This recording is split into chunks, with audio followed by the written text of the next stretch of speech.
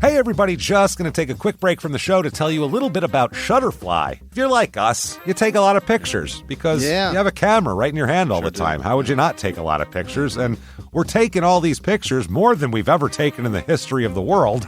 What are you going to do with them all? That's the thing. You used to get a solid picture, and then you'd look through them, and you could enjoy them. Now they're like back on your camera roll. You can't even find them. You don't want that. That's why the cool thing you need to do, and what I did, and I think it's pretty cool, is create a Shutterfly photo book. Oh. What I did, and you're going to enjoy this, Jimmy, because I haven't showed this to you yet, but took all of our pictures from being on tour this year. Oh. All live show pictures, us backstage, us on stage, doing all that stuff, and like some of the venues and things, and made a little photo book out of that. Also, they have free 24-hour designer service as well. With their 24-hour designer service, a professional designer is going to lay out the book for you for free in just a day. Make something that means something with Shutterfly. Enjoy 40% off orders over $29 with promo code SMALLTOWN. See site for promotional details. And now back to the show.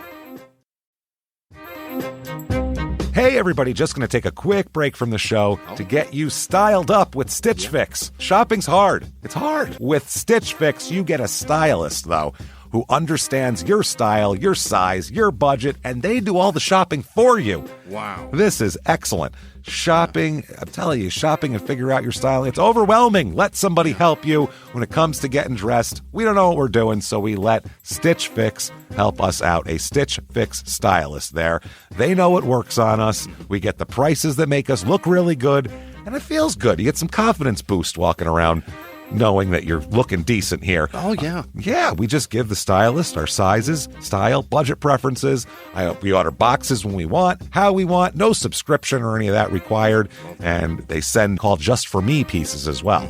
Like, maybe you'd like this, and it's awesome. Outfit recommendations, styling tips. You keep what you love, you send back the rest. It's super easy. Yep. You can do it, and we are doing it because it's excellent. Personal styling for everyone. Get started today at stitchfix.com/STM. That's stitchfix.com/STM. Now back to the show. This message comes from Greenlight. Ready to start talking to your kids about financial literacy? Meet Greenlight, the debit card and money app that teaches kids and teens how to earn, save, spend wisely, and invest with your guardrails in place. With Greenlight, you can send money to kids quickly, set up chores, automate allowance, and keep an eye on your kids' spending with real-time notifications. Join millions of parents and kids building healthy financial habits together on Greenlight. Get started risk-free at greenlight.com/Wondery. Hey everybody, before we get started with the show, we have a big announcement for you guys. The Shut Up and Give Me Murder Tour is coming to you. Small Town Murder live shows. These are live podcasts just like you like to listen to, like we do from the studio, but live with you there. Right in front of you. Going to be so much fun here. April 5th, Los Angeles, California. April 7th, San Diego, California. April 14th, San Francisco, California. April 15th, Sacramento, California. April 20th, 420 in Portland, Oregon. Oh, boy. That's going to be insane. April 22nd, Seattle, Washington. April 26th, Philadelphia, Pennsylvania. April 27th, Chicago, Illinois. New York City at the Highline Ballroom on April the 29th. And then rounding it out with Nashville, Tennessee. You betcha. May 2nd at Zanies. That's during CrimeCon, so get your butts out there. Get all your tickets and all the information over at shutupandgivememurder.com/live. Tickets will go on sale February the 16th for all these shows. Also, don't forget March 25th in Phoenix at Stand Up Live. All the links are in the show description. Come out, tell us to shut up and give you murder. This week, in the rundown town of Phillips, Oklahoma, a man somehow pulls in different women and has them help him with his murderous plots. Welcome to Small Town Murder.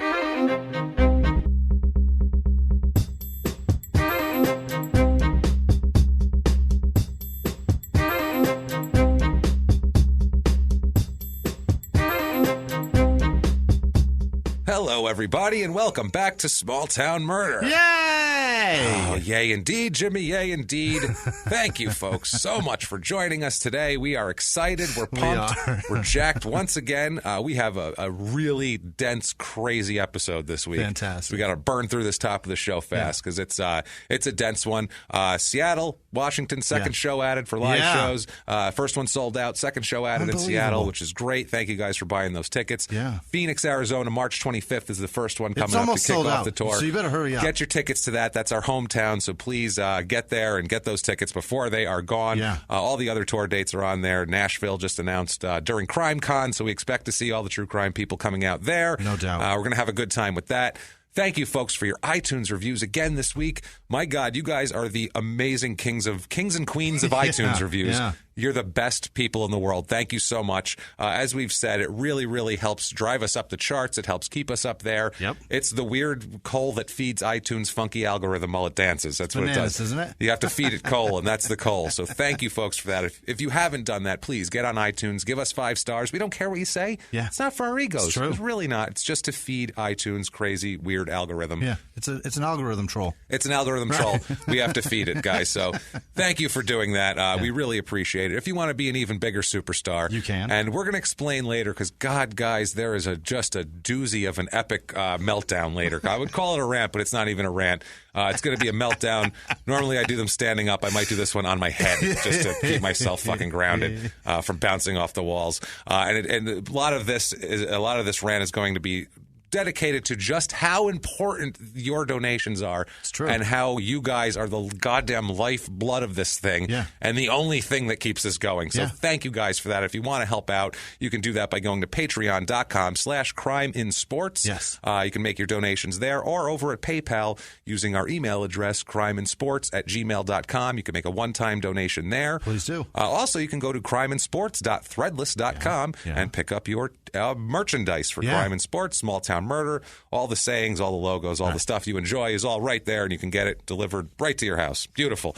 Can't beat that. Wear it to a live show, why don't you? Please do. That would be wonderful. Also, by the way, we said at Crime and Sports, not Crime and Sports. If you're not listening to Crime and Sports, what are you doing? Get to work. Seriously. There's so many shows. You are missing out so much. There's 108 episodes of it, and it doesn't matter if you like sports. That's people are like, well, I don't really like sports. And it doesn't matter. It's not about sports. It's just like this, except we take an athlete and we make fun of him for all of his wrongdoings. It's hilarious. It's good stuff. Please do that. Also, listen to P.S. I Hate This Movie, where me and my wife, Sarah Hunt, make fun of bad romantic comedies and savage them. And I'm very angry at these movies oftentimes that I have to watch them. So please do that. But besides that, we got to do the unfortunate thing of the day here. The disclaimer, as always, guys. This is a comedy podcast, it is. Okay? We're stand-up comics. We are. We're going to make jokes. It's going to happen. There's jokes here. All the facts are real. The research is real. The cases are real. We don't make up anything for the sake of being funny. Right. It's just what it is, but we're going to make jokes. But what we do, here's the thing that we do. Yeah. Little thing that makes it okay. We make sure to go out of our way to not make jokes at the expense of the victims or of the victims' families. Exactly. Because we are assholes, but we're not scumbags. That's true. That's the truth. That's the truth right there. And we don't give this disclaimer to tell you that the show is bad and watch out. And we give you this disclaimer to weed out the people who think that true crime and comedy never belong together. Right. Because those people are not going to like this show. They're not going to have fun. You're not going to enjoy it. Turn around, take a hike, and have a good one. Yeah. No hard feelings. Yeah. It's fine. I don't hate you. And the rest of you there, you know what we're going to do? Yeah. We're going to shut up and give you murder. God damn it. So let's do that. All right. Let's go on a trip. Yes. Shall we? We shall. Let's go on a trip, Jimmy. We're coming from the West Coast. Yes, up in Washington. So sticky. It was sticky, but nice. It was a beautiful area. Cool, crisp. Nice trees, and it was as nice as water. Yeah. Let's go to the complete opposite of that, shall we? Let's go to a not sticky for the wrong reasons. It's sticky because it's covered in probably bodily fluids or worse. Let's see here. Let's head all the way. It's the middle of America here, dead in the middle, actually, to Phillips, Oklahoma. Ooh, you excited? It's dusty. I know you got family there, Jimmy. Dirty. Everybody does. Everyone's got family in Phillips, Oklahoma.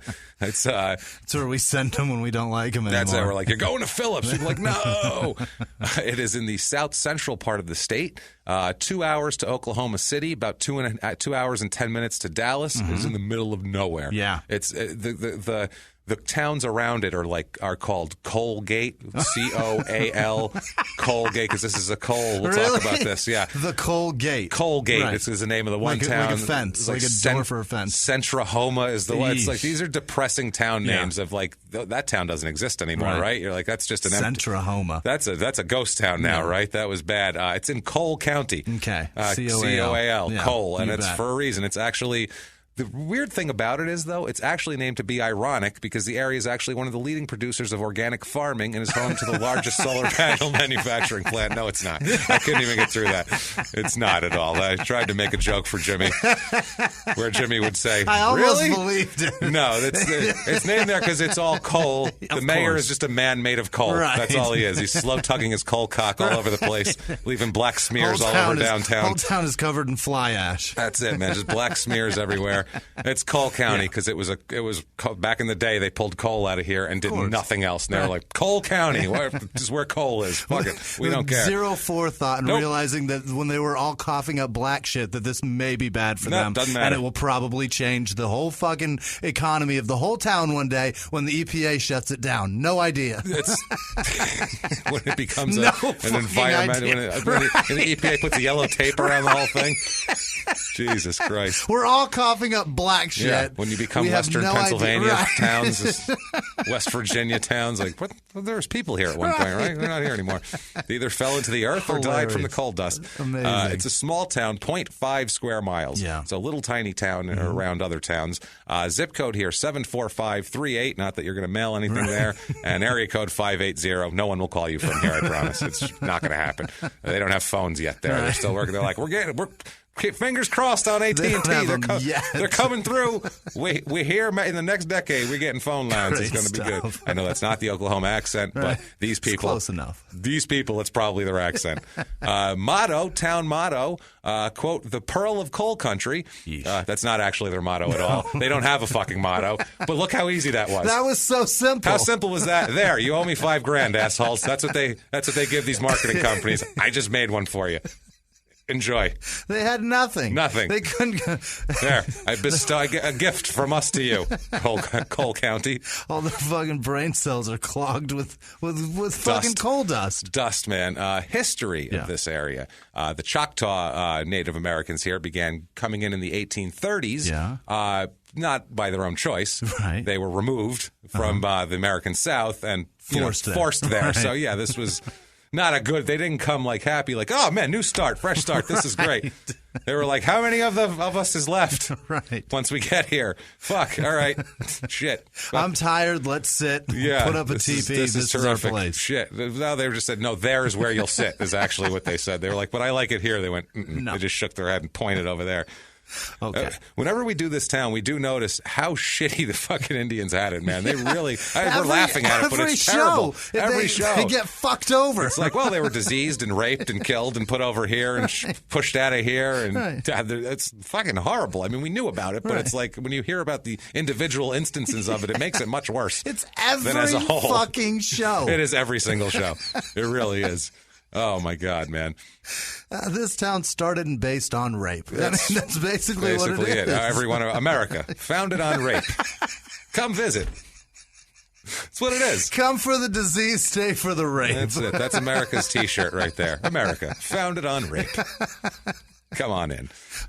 Christ, this is terrible. It's awful, man. Yeah. Cole County was carved mostly from Chopaway County, which is now Atoka County, and the Pushmataha district also here. So there was Indian territories, Choctaw Nation, Indian territory, all that sort of thing. They took the western 3.5 mile strip of Cole County. They took that from the Pontotoc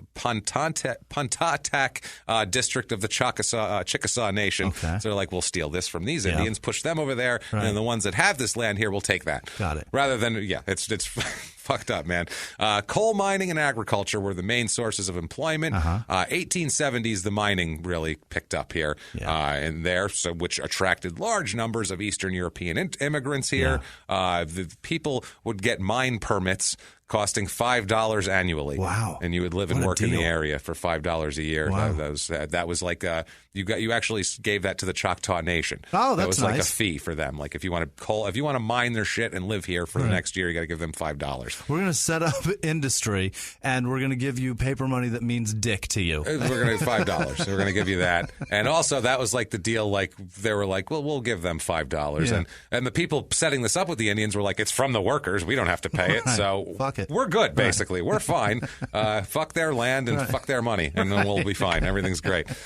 So very nice. It's very, very nice here. We're going to rape their people and their climate and their land, and then we're going to rape those people's wallets. No, absolutely. That's nice. That's the way it works here. Now, coal mines opened in Lehigh and Colgate in the 1880s. Railroads were built to serve the mines, and also, were responsible for basically Centrahoma and a couple other towns existing. They were just railroad stops, which is basically a lot of these towns. Sure. It's oil railroad. Right. Only a few things make people find things in towns. It's just that's it. A few more people. Oh, the railroads come, and then people show up. It's either convenience or commerce. That's it. Yeah, or laziness also, which is another thing that happens here. So the town is named for Henry L. Phillips, who opened a store and operated a coal mine. When the post office opened in 1892, he became the first postmaster. That's it. So that was hot shit back in the town, back in the day, apparently. In every town, it seems like that postmaster guy matters. I thought about it, too, because we were like, why the postmaster? Like, now, who gives a shit about mail? But back then, that was your only... That was your communication, to the outside correspondence. world. Yeah. Especially if you lived away from your family on the East Coast or something, that was how you were getting correspondence. So that was like he controlled the correspondence of the whole town, I guess, back then. He pretty much controlled your life. So I guess that's why. That was like an esteemed position. We trust him with the mail. That's important to us. It's weird, man. Very weird. Now, Oklahoma became a state in 1907, and Cole County was organized then. Yep. Back then, Cole County had 15,585 residents. That year, Boone Williams of Lehigh was a Democratic representative at the first state legislature, persuaded the representatives to select Lehigh County as the county seat. Great. They literally had a fight about this. People objected over it. This county seat shit, too. It's constant. They had a special election in 1908. Yeah. Citizens selected Colgate over Lehigh and Centrahoma.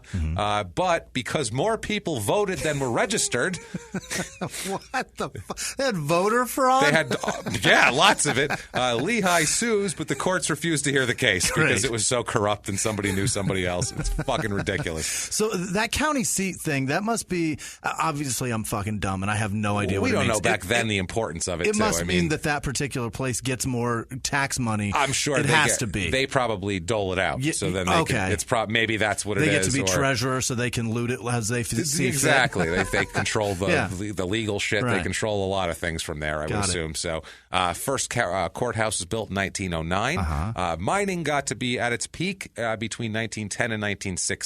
They had thousands of people working in the mines at that point. That was World War I. Also, the economies there in Colgate, Lehigh, Phillips, Cottonwood, all these towns around there, they were great because there was tons of people there, tons of people coming in, tons of work. Everybody had money. Not bad. They got a lot of Italian, French, Mexican, Slovakian immigrants came in there. I know the Italians came into the coal mines hardcore when they came in. That was just a lot of our people. If they had if you couldn't cut hair or fucking throw down a pizza, you were in the coal mines. So not terrific not for the these best guys. Place to be. No, not at all. And being that as greasy as they are, all that stick right to us, man. It's gonna stick right fucking to us. It's not a good night. It's a bad time. Terrible. Why would you come here? Have you ever been to Italy? It's fucking beautiful. Yeah. Gorgeous. I've seen pictures of the beaches there. It's fantastic. I get why they came later. Right. We had fascism and, Mussolini. Like my grandmother came. Clothing industry. She left a decimated World War II shell of a country with no government and everything else. I could see why she wanted to come in the 40s. And then you can control the garment district. And you got all sorts of shit going on here. Control union fucking labor. And then you're getting rich. So that's a good reason to be here. That's great. All these people lived in company houses, and they got paid company scrip and had to go, to only shop at the company stores, and they had company doctors and company hospitals, and they were slaves is what they were. They'd import slaves, and they'd pay them so they could buy the food off of them to give back to them. Pay them menial wages, is what you do and with then you give your paycheck right back to the company. And they pay them in scrip. It's the only place they can spend that money is with you, which is fucking slavery. That's exactly what that is. They were like, well, we can't. They won't let us have the blacks anymore, but them Italians are looking pretty good and greasy. I think we can get them down. They're greasy, so we don't have to dig the holes too wide. We can just push them right through. We slide them right down into the mines. It's pretty good, I think. They're going to be good at this. I think they'll enjoy it. It's not a problem for them. So, yeah, they strip mining companies came in after World War I, but the mine industry declined a lot because mining was mainly for the war. Right. That's what it really picked up, and they came to this booming economy of wartime mining, and then the war was over, so they don't need that much mining at that point. Yeah. So the mines closed in 1921, and then the Dust Bowl came after that. Fantastic. So that was years and years of crop failures. Yeah. So this place turned into fucking hell on earth in the 20s here. Their population was 18,406 in 1920. By 1930, they had 11,521. Wow. So this place just, that's it. Decimated here. But don't worry, guys. You're 20 years away from Garth Brooks being born and saving y'all. Saving it. Actually, he was born in another county, though. No, he whatever. I think he was born in It's Oklahoma. He's born near Oklahoma City, I believe, which these people were probably like, them city, Oklahoma City people think they're hot shit. They might as well be from San Francisco. I don't know what the hell they're talking about. So, yeah, not great here. So the mines here reopened during World War II because, you need shit during the wars. Those boats require that fuel. Fucking lot. Yeah, we needed a lot of shit there. They were closed totally by 1958 again. Okay. The population here in the county had 6,000 people at that point and kind of hovered around there. So this is just a decline, depressed. Yeah. It never recovered because you had the mines closed after the war, then the Dust Bowl killed all the crops, and then the Depression came right at the end of the Dust Bowl. So it was like they're just a decade and a half of just being pummeled and having the shit beaten out of them. And then the mines reopen again. They're like, well, great, it's the war. And then that ends. Like, fucking Hitler can't even hold out longer.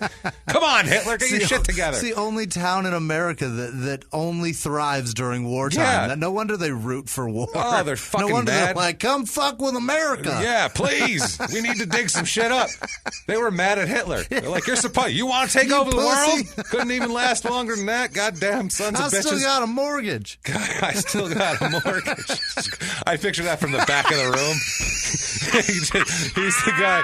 They're all, fuck that. What'd you do? Hitler, you pussy. And then there's like a 4-second pause, and then pause, and then one lone small voice. I got a mortgage. Huh? So great. I love that guy. Jesus Christ, man. So, that was a fun little town hall meeting we just had. That was a good one. I liked it. We're pro-Hitler in this town. Not us. They're pro-Hitler, these people. Pro-Hitler and apparently very worried about their mortgages here. That hurts so bad. Good, Jimmy. It hurts good. They also had a lot of agriculture in here because the coal mines would close down here. Yeah. 1910, there was only about 1,100 farms and it declined from there. Okay. So, not terrific. 1927, the post office closes. Oh, no. That's not great. Fuck. When the post office closes, you know your town is in bad shape here. So, during the 40s, outside of the war mining, they also had more livestock than crop production there. They produced cotton, peanuts, pecans, corn, wheat, and fruit. Yeah. They declined, though, all the way through it. But at the turn of the 21st century here, there was only 586 farms left in the area. 1956. And all they're making is like a trail mix? That's pretty much it. They're like, we got this. This is coal crunchies, we call this. It's a candy. It's made from, it's from coal. I'm not going to lie. But we put sugar and other things in it, so it's actually not bad. Nuts, fruit, and some goddamn coal. Your mouth will be black after. You'll spit black for like 3 days, but it's delicious, I'm telling you right now, and it will help the local economy, so why don't you... 1956... It's like chewing on a flint roll from a... That's exactly from it. That's what it Gross. is. It's sugar-coated, though. They want to make it palatable for the kids. It's for the kids, Jimmy. 1956, the school left. Yeah. They closed the school down. That's a bad sign. It was annexed to Colgate. No mail and no learning. No mail, no learning. You want book learning? Yeah. Or letters? Yeah. You go to Colgate and get that, because we don't do that here. Get the hell over to Colgate. We're done with mail and book learning. That one guy, I still got a mortgage. I got a mortgage. Oh man, that's great. He's just shouting for years. That's great. There's some water running through here, some creeks. Oh, great. Some, Jesus Christ. They're called rivers, but they're actually creeks. They're just black sludge. They're just black sludge, and they're called, quote, the Clear Boggy and the Muddy Boggy Rivers. Okay. That sounds great. Let's have a nice afternoon down at the Muddy Boggy River. Yeah. What do you say, guys? That sounds terrific. So the peasants get their water. Jesus H. Christ. That is fucking terrible, man. That sounds awful here. April 2005, the Cole County Commissioners asked the sheriff to resign amidst allegations that he sexually harassed a female dispatcher. The commissioners voted unanimously to ask Roy Deck to step down, and he said he will never do that. Oh, my God. He will not do that. He refuses. He's 52 years old. He's accused of harassing an 18-year-old dispatcher. Of course he did. She said he kissed her. Oh, my God. Asked her to have a sexual relationship with him. That's not sexual harassment. That's damn near rape. That's pretty bad. You can't do that, especially if you're like the sheriff. Yeah. You kind of have to be a little better than that, I feel like. Grab an 18-year-old and make out with her and then be like, you want to fuck? And you want to fuck? That's what he said. We don't. No, not at all. How about you blow me now or some shit? He said something horrible. I'm sure he did. I want to know and the she's quote. 18. I mean, it's probably older than her dad. And she's like, that's disgusting. That's gross. Population of this town, a booming, whopping, swelling 129. Get out of here. 129 people in Phillips, Oklahoma. They have all but quit. In 1920, they had 972 people. In 1920? In 1920. So 100 years later, they're down to a buck 29. And that's down 20% since 1990, where they had 161 people there. They are working their asses off to keep this town going. All 129 of them. Give up. Yeah, leave. Just quit. It's over. It's Go over, to guys. Colgate. Sorry. Median age is a little older, about 5 years older than the average. It's 42.5. Mm-hmm. Male population, way more than the female population. I don't think I've ever seen it so out of whack in the male side. It's about 55% male, which is outdoor jobs. Like I said, there's farming jobs, there's logging and shit. There's stuff like that. There's a lot of outdoorsy. But with it this small, like if two people have a girl, it evens it out. That's the other thing I was going to say. When we have any town where we have under like 2,000 people, the stats are just so who knows because it could be one family fucking everything up for everybody or something like that. One family has 12 boys and it just ruined the whole. Yeah, exactly. Because that guy can't shoot a fucking a double X. This screws up the whole thing. So, married population's a little less. It's about 47%. It's normally 50-50. So there's more single people. About twice as many widows because you're going to get old people here. For sure. I doubt there's people graduating from college and packing up the car and heading to Phillips, Oklahoma to start their life. I don't see that happening very often anyway. I didn't even hear about this place until 20 minutes ago. No, exactly. Neither did I. Divorced population. Divorced is usually 11%. Here it's 25%. Holy shit. That's what I mean. You have a few people getting divorced. It skews the whole damn thing here. Single with no children, though, is 33%, which is usually about 10%. Yeah. So if you're single with no kids and you don't mind getting divorced once you do get married, this is the place for you. There's not many people, but if you find any. Not a lot of jobs, I imagine. There's probably 129 jobs. So wait for somebody to die and you got yourself a place. Now, race of this town, you would think, what? Jimmy? So Spanish. Actually, let's see here. We have it's 63% white, which is just above the average. That's of actually 62%. pretty. Yeah. 0.0% black. Obviously, there's no black people here. 0.0% Asian. Right. That's not Are happening they Native either. Americans? 16% Native American, which the average is 0.66%. Okay. So a lot more. This is the most we've ever had of Native American. Also, a lot of 2 or more races. About 5% Hispanic too. Okay. They'll throw those fuckers. They're like, I think they might be greasy enough too. Let's see if they can squirrel them down a hole. There's a few dumb white people there that just think that those are some Native Americans. For sure. They're like, I don't know what the hell they are. They're Indians or something. I don't know. Religion, 66% of the people are religious here, which is it's 50% is the average, but it's, like I said, small town, who knows. 0.0% Catholic. We don't play that shit in this town. None of that shit here. No. Catholics are not the Catholics of the Central. No, not at all. Bad stuff. 0.0% LDS either. No Mormons. Right. No Catholics, no Mormons. We don't want none of your stinky things in our damn town. God damn it. 0.0% Jewish, 0.0% Muslim. What are we? Christian. You bet. I got a mortgage, and I'm Christian. It's nobody else. Right. Just Christian. 73% Republican in this town. Sure. 27% Democrat, which is weird, actually, because this town, up until the 2000 election, they always voted heavily Democratic in this county, and then it completely flipped. How the hell did they do that? Completely flipped it. It's a weird thing. The 2004 election and on, it's just been like 75% in here. Oh, I have an idea. Yeah. We like war and we dig up coal, sure. We like war, we like digging up coal, and a black guy, fuck that. Well, this is pre that, but they didn't like that either. No. I don't think that sweetened the deal for them any, is what I'm getting at. That didn't help. Let's see here. Unemployment rate's it's over 9% here, so it's a little high, I would say. Average household income, $32,500. Jesus. Which is about 21,000 less than the national average. That's a lot more than I figured would be there, though. Yeah, actually, you're not lying. Manufacturing jobs, there's more of those here. Transportation and warehousing, usually 4% here, 21%. My Christ. So, like we said, though, it's small. That could be 10 jobs here. That sort of thing here. Otherwise, nothing's too far out of whack except for public administration. There's more of that than normal. Cost of living, we say 100 is average par. Here, cost of living is 82. That's actually pretty high. Which seems high for this place. Healthcare is high because there's a lot of old people. Gotcha. Housing is a 35. Holy shit. So they'll give you a house. Just live here, please. Yeah. Mayor Coles just said they'll move in here. Median home cost here is $65,000. Wow. Which is $185,800 is the national average on that one. So a little low for the home cost. He didn't have a mortgage. He was lying. It's only $36 a month, but it's something. And I'm thinking about it. Don't think I'm not. It's a mortgage either way. Might not be a lot to you, but it's a lot to me, goddammit. So, don't worry about you and yours. You don't worry about me and mine. You worry about I don't know yourself. what I'm saying. I don't know nothing. I don't know what I'm doing. I don't know what I'm doing. I like that from the Southern guy. It's amazing. The salaries here, or the housing costs, I'm sorry, between, there's about 47% of the houses are between $60,000 and $80,000. All right. So it's cheap as shit, basically, to live here. It's very cheap. And if we've convinced you that the only place for you, I don't know how. This is the worst ad ever for Phillips, Oklahoma.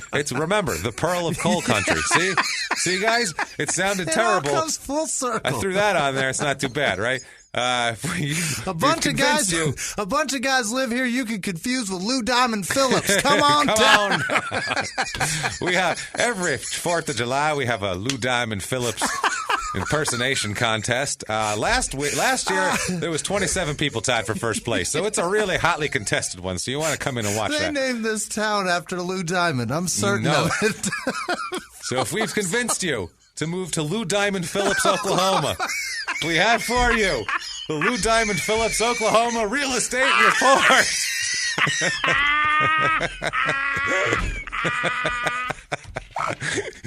Let's get to it.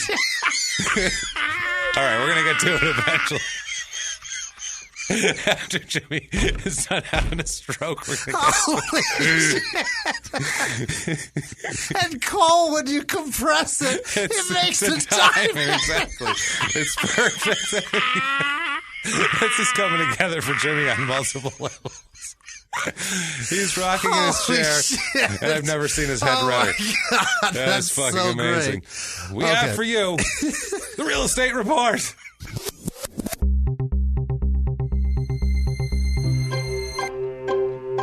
Okay, here we go.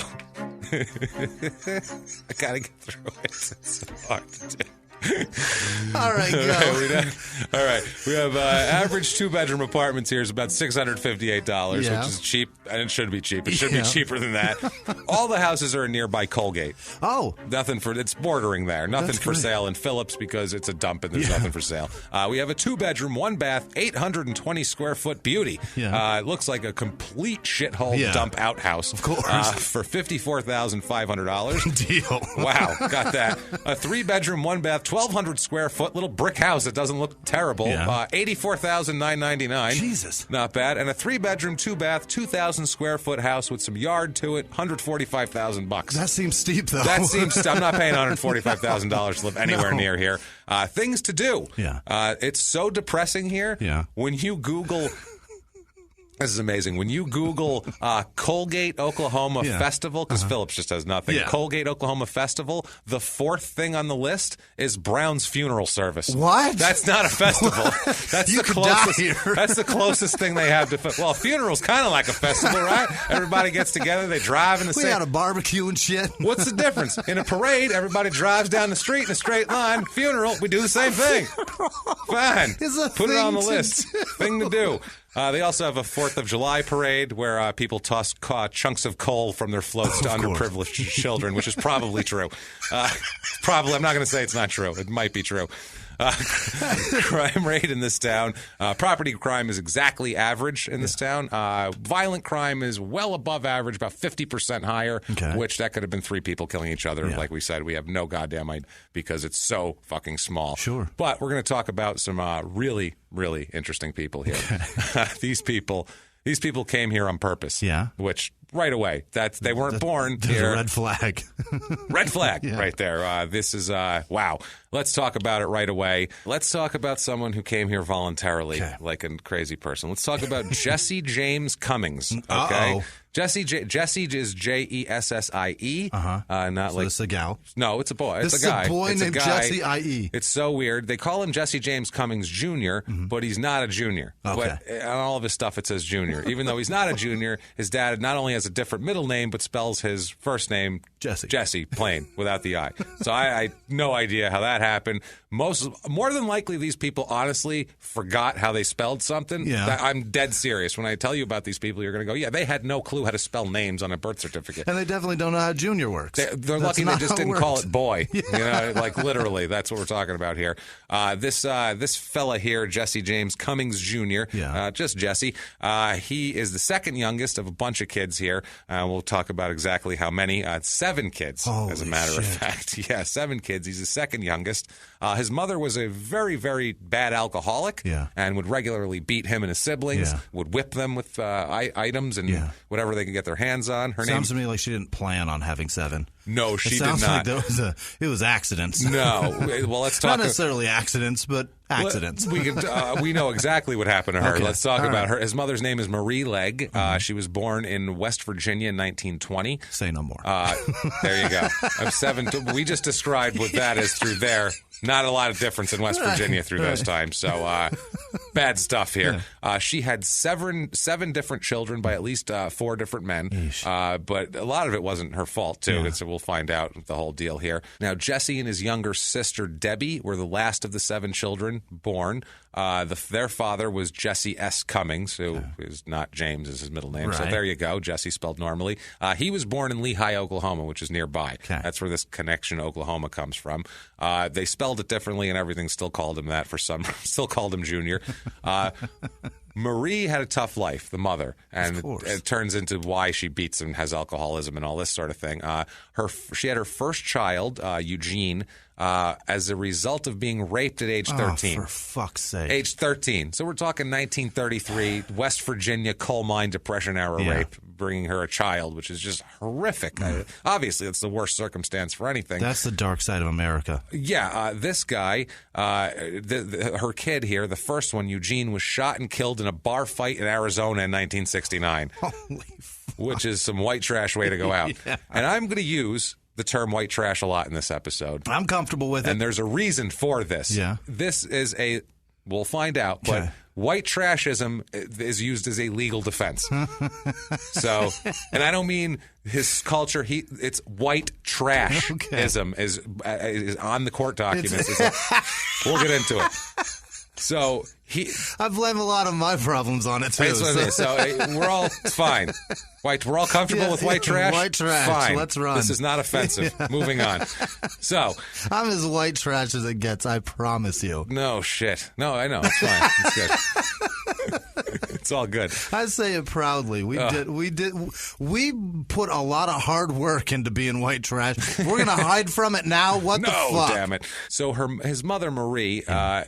like we said, just a tough time. Dead son, the whole deal. She had a third-grade education. Third-grade education. Good Lord. She married her first husband at like 16 just to give a last name to her baby, because that's what you had to do back then. They got divorced after a while, so she married a guy named Pete Runyon. During that marriage, she gave birth to 4 kids, the youngest of which is named Judy Mayo, who we'll talk about a lot in this episode, as Jesse's half-sister, Judy, and then the other 2, Jesse and Debbie, came later, adding up to 7 children. Got it. This is so fucking confusing. That's with so many kids. all these fucking people, and they all live together. It's ridiculous, this whole thing. Wow. After Marie and Pete Runyon separated, Pete took custody of the children, and Marie married Jesse Cummings in Salome, Arizona, which I don't even know where that is. I know where it is. Where is that? It's down south. Oh, okay. It's near... Say no more. Shithole. Dusty shithole. That's all we'll say. Now, if it's outside of Phoenix or like Sedona or Flagstaff... It's not far from Phoenix. Dusty shithole. Well, you know what? It's not goddamn Guess far. What Phoenix is? Dusty shithole. Trust me. Lived here forever. It's a beige nightmare of a tan shithole. So. It's southwest of Phoenix, near, just outside of Buckeye, baby. Oh, it's Jesus not far. It's fuck bad. That. So that's where they got married there. This is where they end up moving to California, where Jesse is born in 1955 in Modesto, California. Gotcha. And then they end up moving to Oklahoma, where Debbie, the younger sister, is born in Antlers, Oklahoma, which sounds like a top-notch kind of place. Now, Judy... the sister that we talked about, we called her Judy Mayo. Her real name, Judy there, her name was Judy Runyon. But her father, who I'm sure was a real nice guy, who, you know, this Marie is going to find the winners. If she's, imagine what her home life is like if she was going through all that and dropped out of school in the 3rd grade and all that. I mean, she was abused horribly, probably. Well, I'm sure she picked a winner because this Judy's father that she married rapes her as a child. So Judy ends up using Cummings as her last name after Marie marries Jesse Cummings just to get away from her father. But the older siblings there was a separation in age of, they were gone. There was no real contact between the first 4 and the first 5 and the last 2 kids. Got it. Except for Judy. She was the one who kind of crossed over from there. If that's not confusing. If it is, let me know. Fucking confusing as shit, but I'm on board. You're on board. I got it. Eugene, then 3 others. Right. Judy being the last one, 2 more. All right, we got this. Father, Jesse Sr., sort of. Jesse kind of Sr. Jesse S. Cummings. There you go.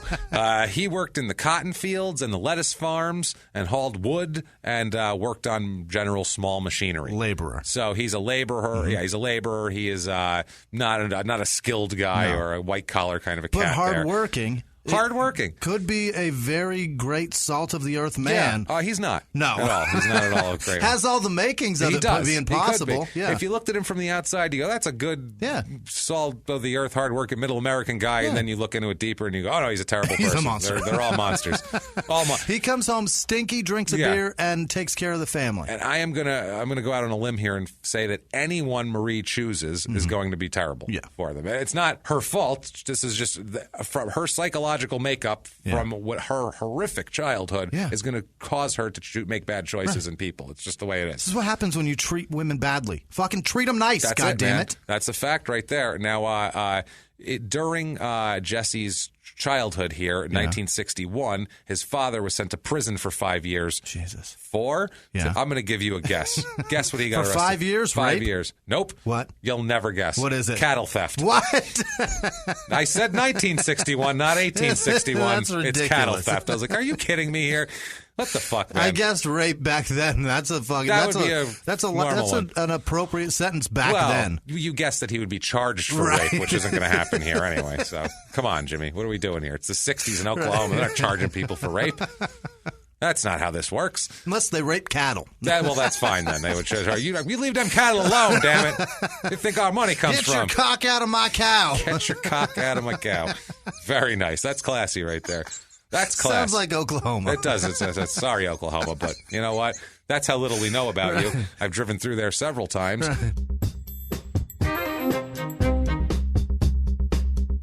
Hey, everybody, just going to take a quick break from the show to tell you about one of our favorite sponsors, Leesa Mattresses. Leesa.com. Leesa.com. Leesa is a fantastic company that makes a fantastic product. We both have these mattresses. I threw my mattress out, so good. Tossed it, and that's our mattress that we sleep on. It's wonderful. And this company's fantastic, too. They're driven by the mission to, quote, provide a better place to sleep for everybody. And they do that also. Lisa donates one mattress to a shelter for every 10 mattresses they sell through their 110 program. Unbelievable. Over 22,000 mattresses have been donated so far. Order now. American-made mattresses shipped compressed in a box to your door.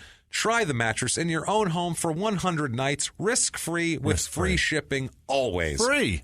You cannot beat that. These are fantastic, well-priced, excellent mattresses. It's a great company that provides a great mattress. These mattresses are available in the United States, UK, Canada, and Germany. They are going to give you, our listeners, a break on the price right here if you order now. $100 off the Lisa mattress of your choice, lisa.com/STM. The promo is STM. Very easy. LEESA.com/STM. Promo code STM. $100 off the most comfortable mattress you're ever going to find. Lisa.com. And now back to our show.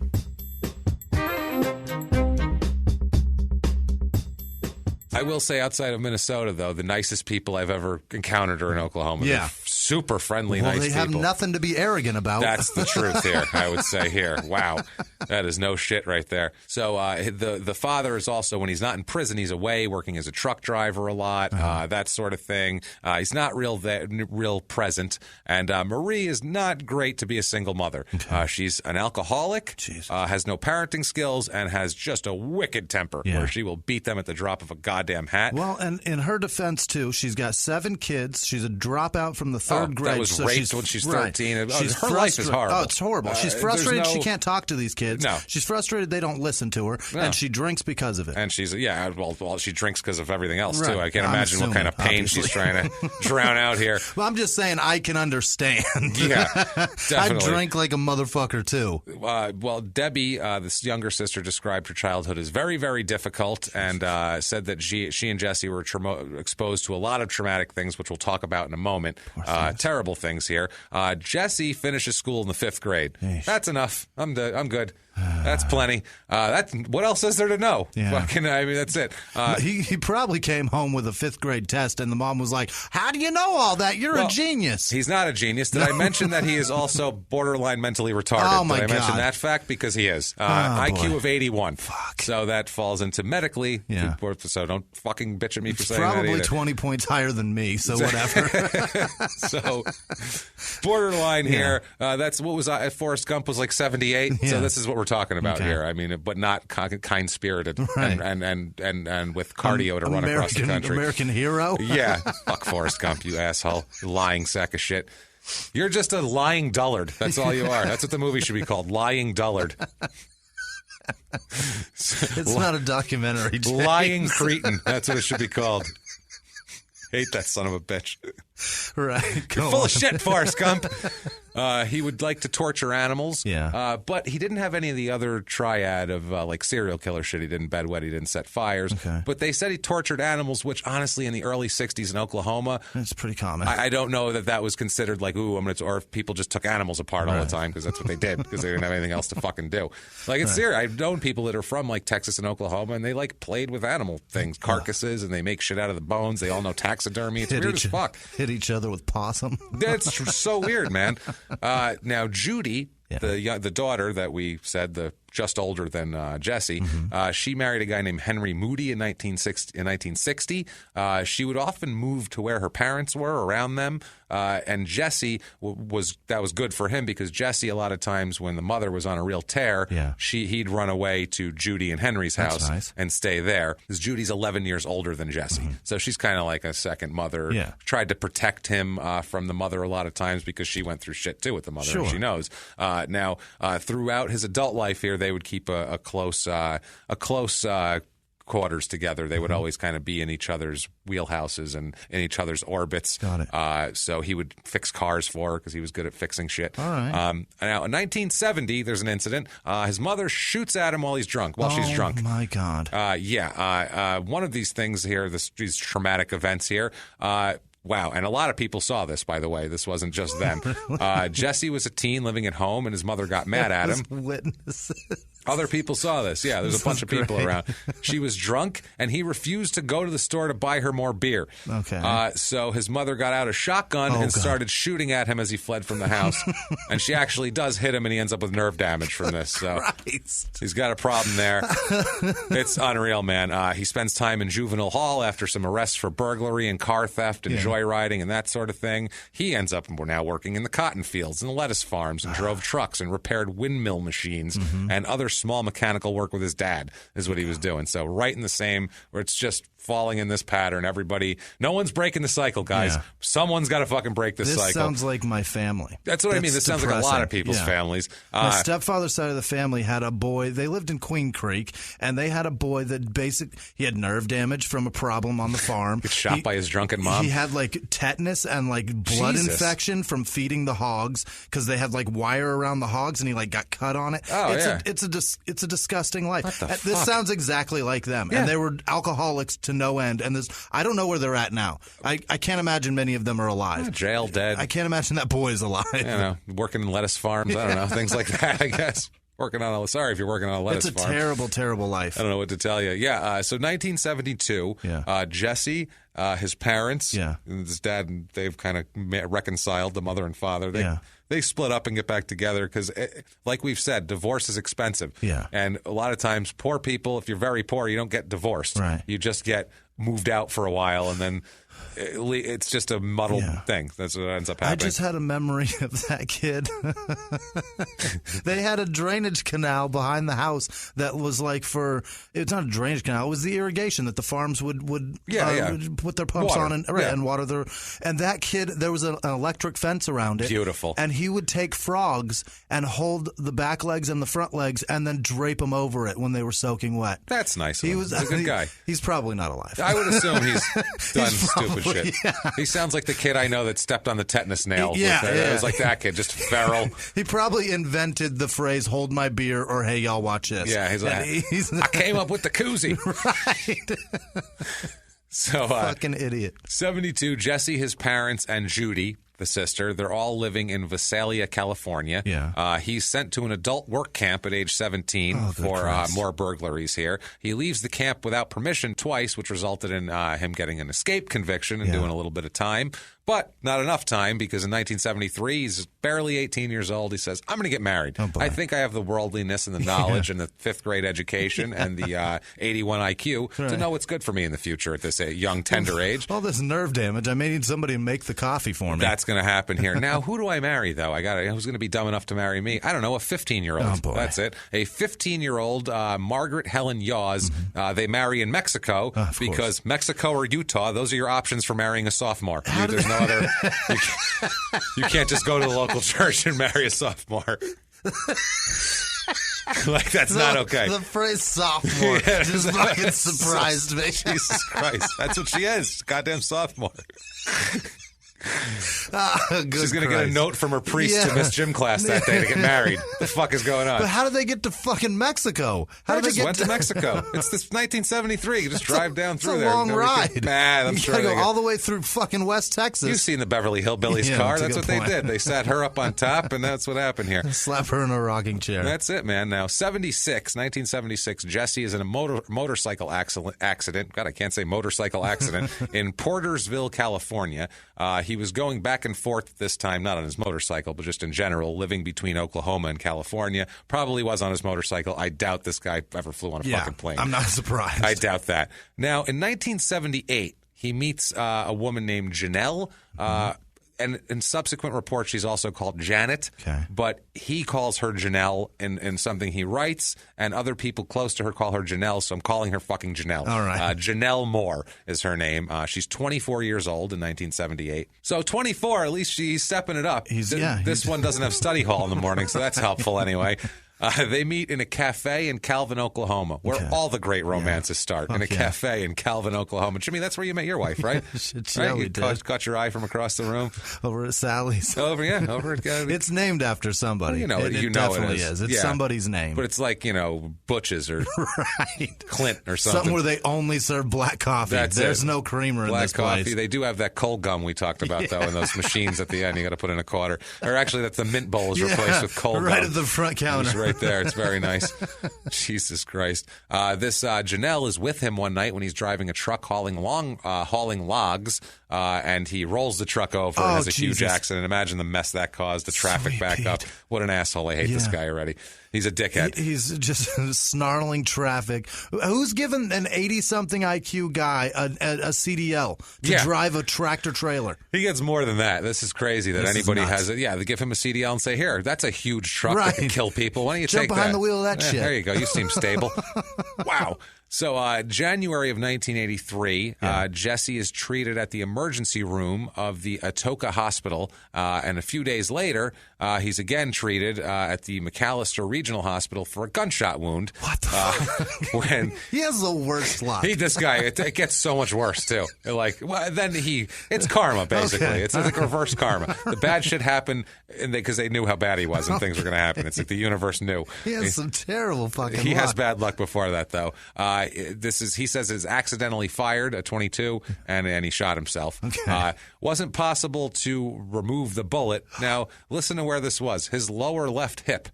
So if it was a handgun in a holster, I could see that. Any other thing, I don't know how you shoot yourself in the lower left hip with a fucking rifle. That's impossible. Unless you're cleaning it and you've got it upside down, like got the barrel next in to your dick. And loaded. And what are you doing exactly? Yeah, that's the... Yeah, the barrel rests against your thigh. Yeah. And you're like, what a dipshit. So I think someone shot him, and he didn't want to say who. And I have an idea who, because we'll talk about his home life later, and I feel like he didn't want to say who shot him because, it would cause more trouble at home, put it that way. It wasn't possible to remove the bullet, though, so it's still in there. This caused him lower back pain and numbness in his left leg. He's already got nerve damage. He's got more now. How many times can he get shot? Numbness. Now he's got to have medication, too, to treat his pain. But Janelle gets pregnant around this time because you want to bring more people into this mix, I think. He's still banging. Oh, you know it. Now, 83, 84, Jesse's youngest sister, Debbie, marries Jimmy Smith. Okay. Throughout their lives here, they always remain close, Jesse and Debbie, because they grew up in the same horrible household. He often stayed with her as like a couch to crash on. Yeah. That's the thing. If you have a sister, guys, when you get, I heard this somewhere. Somebody said that, I don't remember who it was, but it's the most brilliant thing. Someone said, be nice to your sister. You'll be sleeping on her couch when you go through your first divorce. And someone said that to a child. And I said, that's the fucking most brilliant thing. I told my son that. Be nice to your sister. She's going to be the couch you're going to sleep on when you go through your first divorce, buddy. So that's some real shit right there. And that's what he did. He kind of used her place as a place to live. They were close. Now they moved. Jesse and Janelle in 1984 moved to Batesville, Arkansas. Oh boy. Because earlier in that year, though, Jesse and his dad were picked up by the cops and extradited back to Visalia, California, on warrants arising out of theft charges. Sweet Pete. So they're a fucking mess. Totally a mess. The charges ended up being dropped in the end because a witness didn't identify Jesse as being involved in the offense, even though he probably was because his dad. It's a weird thing, but they end up getting the charges dropped, and Jesse comes back. I recognize that big guy, but the retard, I got no idea. I don't know about him. I can just tell by his face. So unbelievable. Jesse returns to Batesville after he gets out of there. During the plane trip back, this is one plane trip here, the plane makes a sudden drop. It's one of those drops in altitude, and it ruptures his eardrum. Good Christ. So, yes.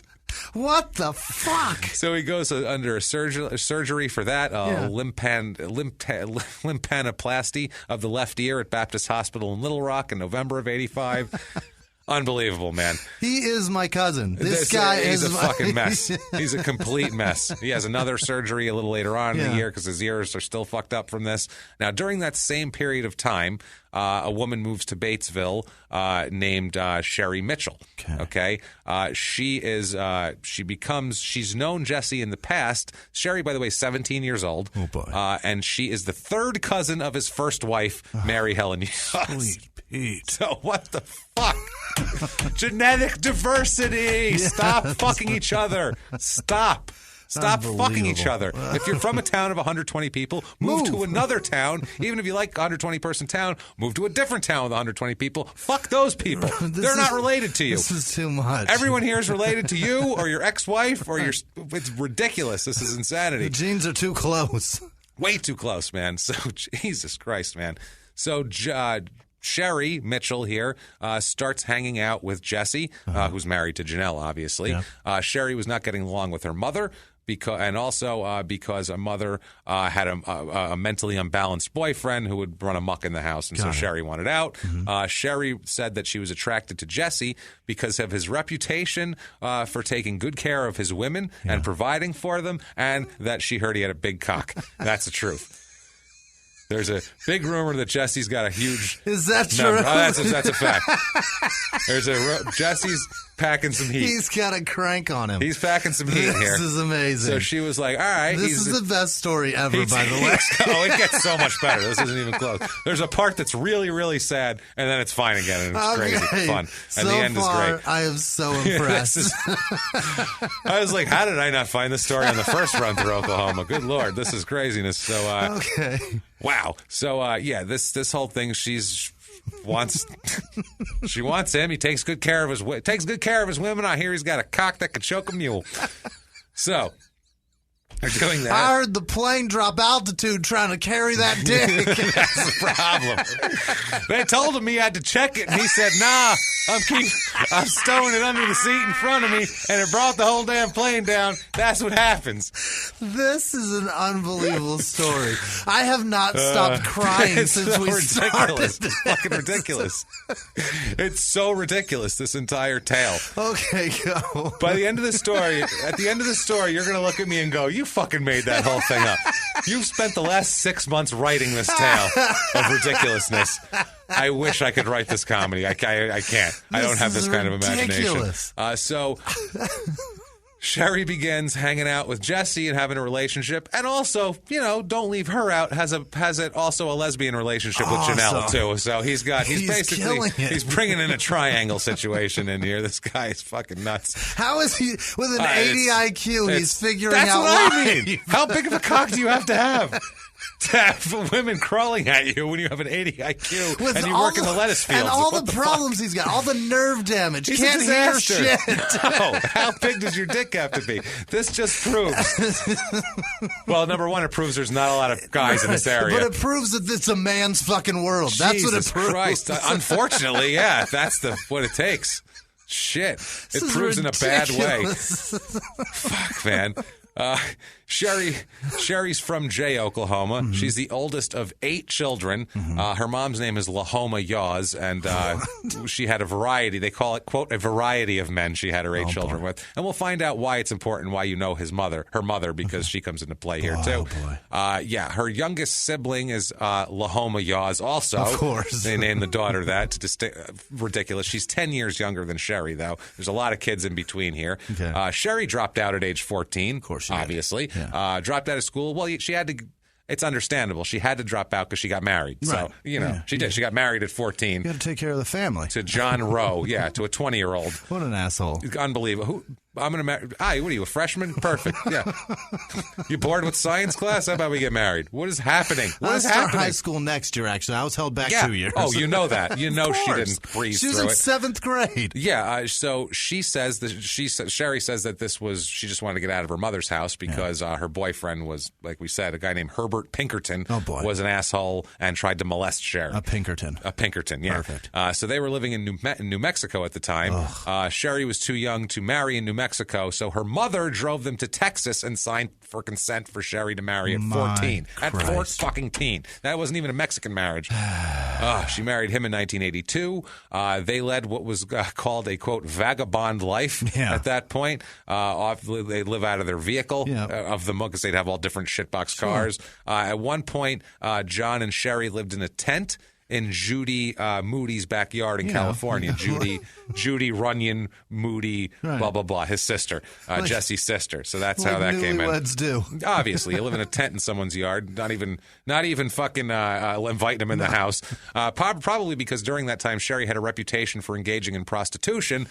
And, holy shit, James! Tricks Where in the yard. did you find these Jesus people? Christ, that's a fucking mess. These people existed. They existed very, very recently and very, very realistically. I'm blown away that in Texas, as early as 1982, probably exists today. If you got consent, you can probably marry a 14-year-old. I would not doubt that one fucking bit. Believable. You could see them trying to pass a law against it, and people being like, "No, unbelievable! I got a mortgage. I need to marry." There's a dowry. There's a dowry. Don't you know nothing about dowries? Oh, God, This Jesus. is awful. So they split up. John goes and lives with relatives in Colorado. They get divorced, finalized in 84. At least they actually got a legal divorce, which is thank God. Interesting. 1985, Jesse receives a certificate of training from Rangers Security and Investigations for basic armed guard training. That's who I want behind that weapon. The fuck, Jesus Christ. No. He's not securing anything. No. In addition to the security work, he drove trucks, he repossessed cars, worked for bondsmen as a bond recovery agent. Yeah. He was arrested in Memphis, Tennessee in June of 85 on gun charges, and he ended up... They were dropped when he proved that he was looking for a bond skipper, and he was actually on a bounty looking for someone here. December 1985, Jesse's parents were living in Cole County, Oklahoma, beautiful, picturesque, scenic Cole County, the Pearl of Cole Country, Jesse and Janelle and Sherry move as a trio to Oklahoma. They stayed in a travel trailer that was parked next to the house that Debbie and Jimmy Smith were renting. His sister Debbie. This is so confusing. His younger sister, they were renting it in Tupelo, and so they were there. So now he's living in a travel trailer next to his little sister's rented house. This is some white trash shit here. Now, January 26, 1986, Marie, their mom, dies from cancer in Colgate. So Marie's long and troubled. I feel happy for her that she's 66 years of just fucking turmoil. And that poor lady, man, the shit she went through. I mean, I know she abused her kids and all that, but anybody who has that kind of upbringing, that's fucking horrific. Horrible. For a woman like that. That is horrific, man. To be raped 13 and have to keep the baby because it's 1933. I can't even imagine it. I can't possibly process that. No, it's insane. It's insanity. It really is, man. So yeah, they're all there. Jesse was really hurt by his mom's passing. He actually took it really, really hard. Sure. Now, 4 months after the mother died, Jesse's dad marries Pamela Gardner, who is a younger woman, way younger than him, with 4 young children. Okay. Which is, I don't know why she's marrying this guy. This is insane. Fall of 86, Sherry gets pregnant. So that's nice. Perfect. But she discovers while she's pregnant that Jesse is sleeping with her mother. Oh my God. This is so fucking amazing. I've been waiting to drop that one. What? So this guy gets all his cock the women. is huge, Jimmy. I don't know that he was sleeping with the mother. He was in one room banging one girl. He was next door from the travel trailer, just going through a window. Like, that's how big. It's impressive, Jimmy. Holy shit. So Sherry finds out that he is sleeping with Lahoma, her mom. That's why we needed to know that. This results in an argument where Sherry stabs Jesse in the chest with a knife. Okay. What the fuck? What is happening? So much. This fucking story is insane. Okay, so Sherry has now stabbed Jesse. Sherry got mad because Jesse was banging his mom, and so she stabbed him in the chest with a knife. And what is her name? Lahoma? Lahoma is the mom. Like Oak. Like Oak. Lahoma. Exactly. What the hell? This is a mess. This story is ridiculous. This is fucking ridiculous. Stupid. It gets so much crazier. Jesse's now stabbed in the chest. Jesse's stabbed in the chest. Okay. It's a flesh wound. He's fine. Okay. He's not. It's not. Doesn't like a need Swiss Army surgery knife. or anything. No, she got him good, but she didn't hit any organs or anything. And he's white trash. You can take a stabbing once in a while. It's part of your tough son of a bitch. It's part of your makeup when you're white trash. You're bound to get stabbed a few times. He's as over strong as Lou Diamond Phillips. He really is. He's like Lou Diamond Phillips in Young Guns is what he is right here. That dude got stabbed through the forearm, and they took the knife out and they wrote on. That's what I'm saying. What the fuck? Well, no explanation of him getting stitched up. He's trying to honor the patron saint of Oklahoma, Lou Diamond Phillips, with his behavior. Jimmy, don't you know what's going on here? Ridiculous. So she cuts him. Yeah. I'm going to cut you, and then she cut him, actually. This is great. Cheating with the mother and then getting stabbed by not even your wife. No. Your mistress, live-in mistress, who also has an affair with your wife. Unbelievable. Who you've knocked up, too. Right. Whoa. So this is crazy. Pretty soon after this, Janelle and Jesse get a divorce. Okay. Also, I guess she's tired of all this craziness. Okay. She gets out in the nick of time here. Around this time, another one where you're a head shaker. So he's worked in the lettuce fields and the cotton fields and mechanic. And driven a big-ass truck. Driven long haul. So what do you think his next enterprise? President? Armed security, bail bondsman, midwife training. What? He's going to deliver babies now, Jimmy. What else would you do now? What midwife training? How do you go? This career path doesn't make any sense. This fucking story is just Mad Libs. It's just Mad Libs. Then he slept with her mother, and then she stabbed him in the chest. And then he got a job. He started training as a midwife. That's ridiculous, right? This is a fucking game of Mad Libs. It's ridiculous.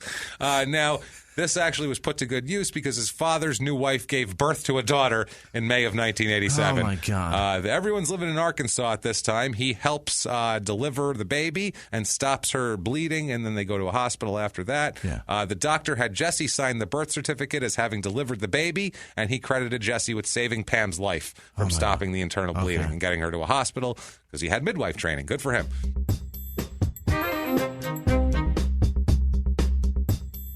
Hey, everybody, just going to take a quick break from the show to tell you a little bit about Audible.com. Do you like audiobooks? I am an audiobook junkie. I love audiobooks. Audiobooks are great for helping you to be a better you. Listen to audiobooks, whether you want to feel healthier, get motivated, learn something new, anything. Do you know how many true crime books are on Audible.com? So many. And I love them, and I love them all, and you will too.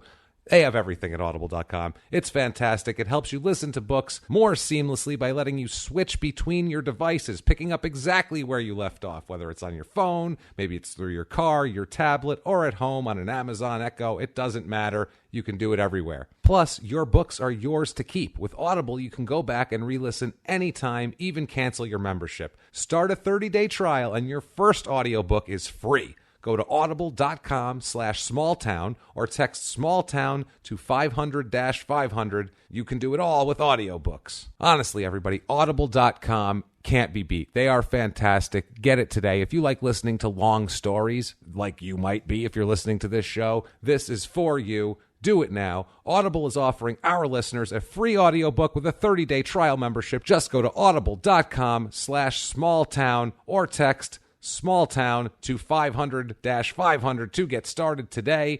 Audio content includes an unmatched selection of audiobooks, original audio shows, news, comedy, and more from the leading audiobook publishers, broadcasters, entertainers, magazine and newspaper publishers, and business information providers. One more time, that is audible.com/smalltown or text smalltown to 500-500 to get started now and get your free audiobook. Do it now. And now, back to the show.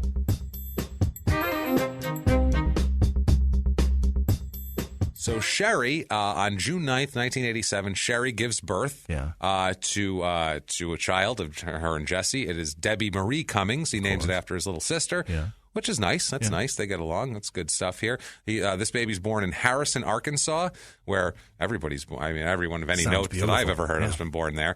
Delivered by C-section. I guess he didn't deliver that one. No. I could see him with a fucking scalpel coming at you. Oh, calm down, Jesse. You know, he may have. He may well have. You never know, man.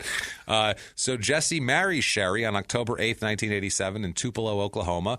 They're married by the family minister, Joseph Lester, in the home of his sister, Debbie. Of course. So they get married there. Summer of 1987, Jesse meets Loretta McCullough. She's known as Loretta Wells a lot for some reason. We'll just call her Loretta. He meets her at a street dance in Tupelo. You bet. Which sounds horrible. Sounds like a lot of ball stink coming out of that place. A street... Lots of sawdust on the floor. Oh, summer. Yeah. Summer in summer in Tupelo, Oklahoma. Dancing in the street. Dance. God damn it. Wow, why didn't I find that on Things to Do? Yeah. Phillips and this isn't a cool, like, electric boogaloo dance in the street. No. This is two-step They're boot honky-tonking. Yeah, this is not good shit here. This is scary. This is god-awful. This makes black people not get off the exit when they go past here on the highway. Like, I'm not getting off. There's a lot of white people that scooting in the streets, I think I'm having problems. I don't know why we're giving the black people the white guy Southern accent, but we both just did that right now. I don't know why. Fine. Doesn't matter. I don't know. If you listen to Andre 3000, he's got quite that hillbilly accent. True. And That's it is true. smooth as fuck. So they begin a sexual relationship, obviously, because his huge dick. She can't resist him at that point here. Loretta was living with her in a toca with her father, and would come spend a lot of time at the Cummings house in Phillips later on. Now, also, she says, in addition to being a sexual partner of Jesse, she was also, quote, close friends with Sherry. We don't know exactly how close they were, but, whatever. So Jesse and Sherry are married. Hillbillies say close friend. They seen them naked. That's what that means. Bet. Yeah, I assume all these people have seen everyone in the story. Everyone in the story seen each other naked, I assume. For sure. Definitely. So you figure this is nice. They get married, Sherry and Jesse.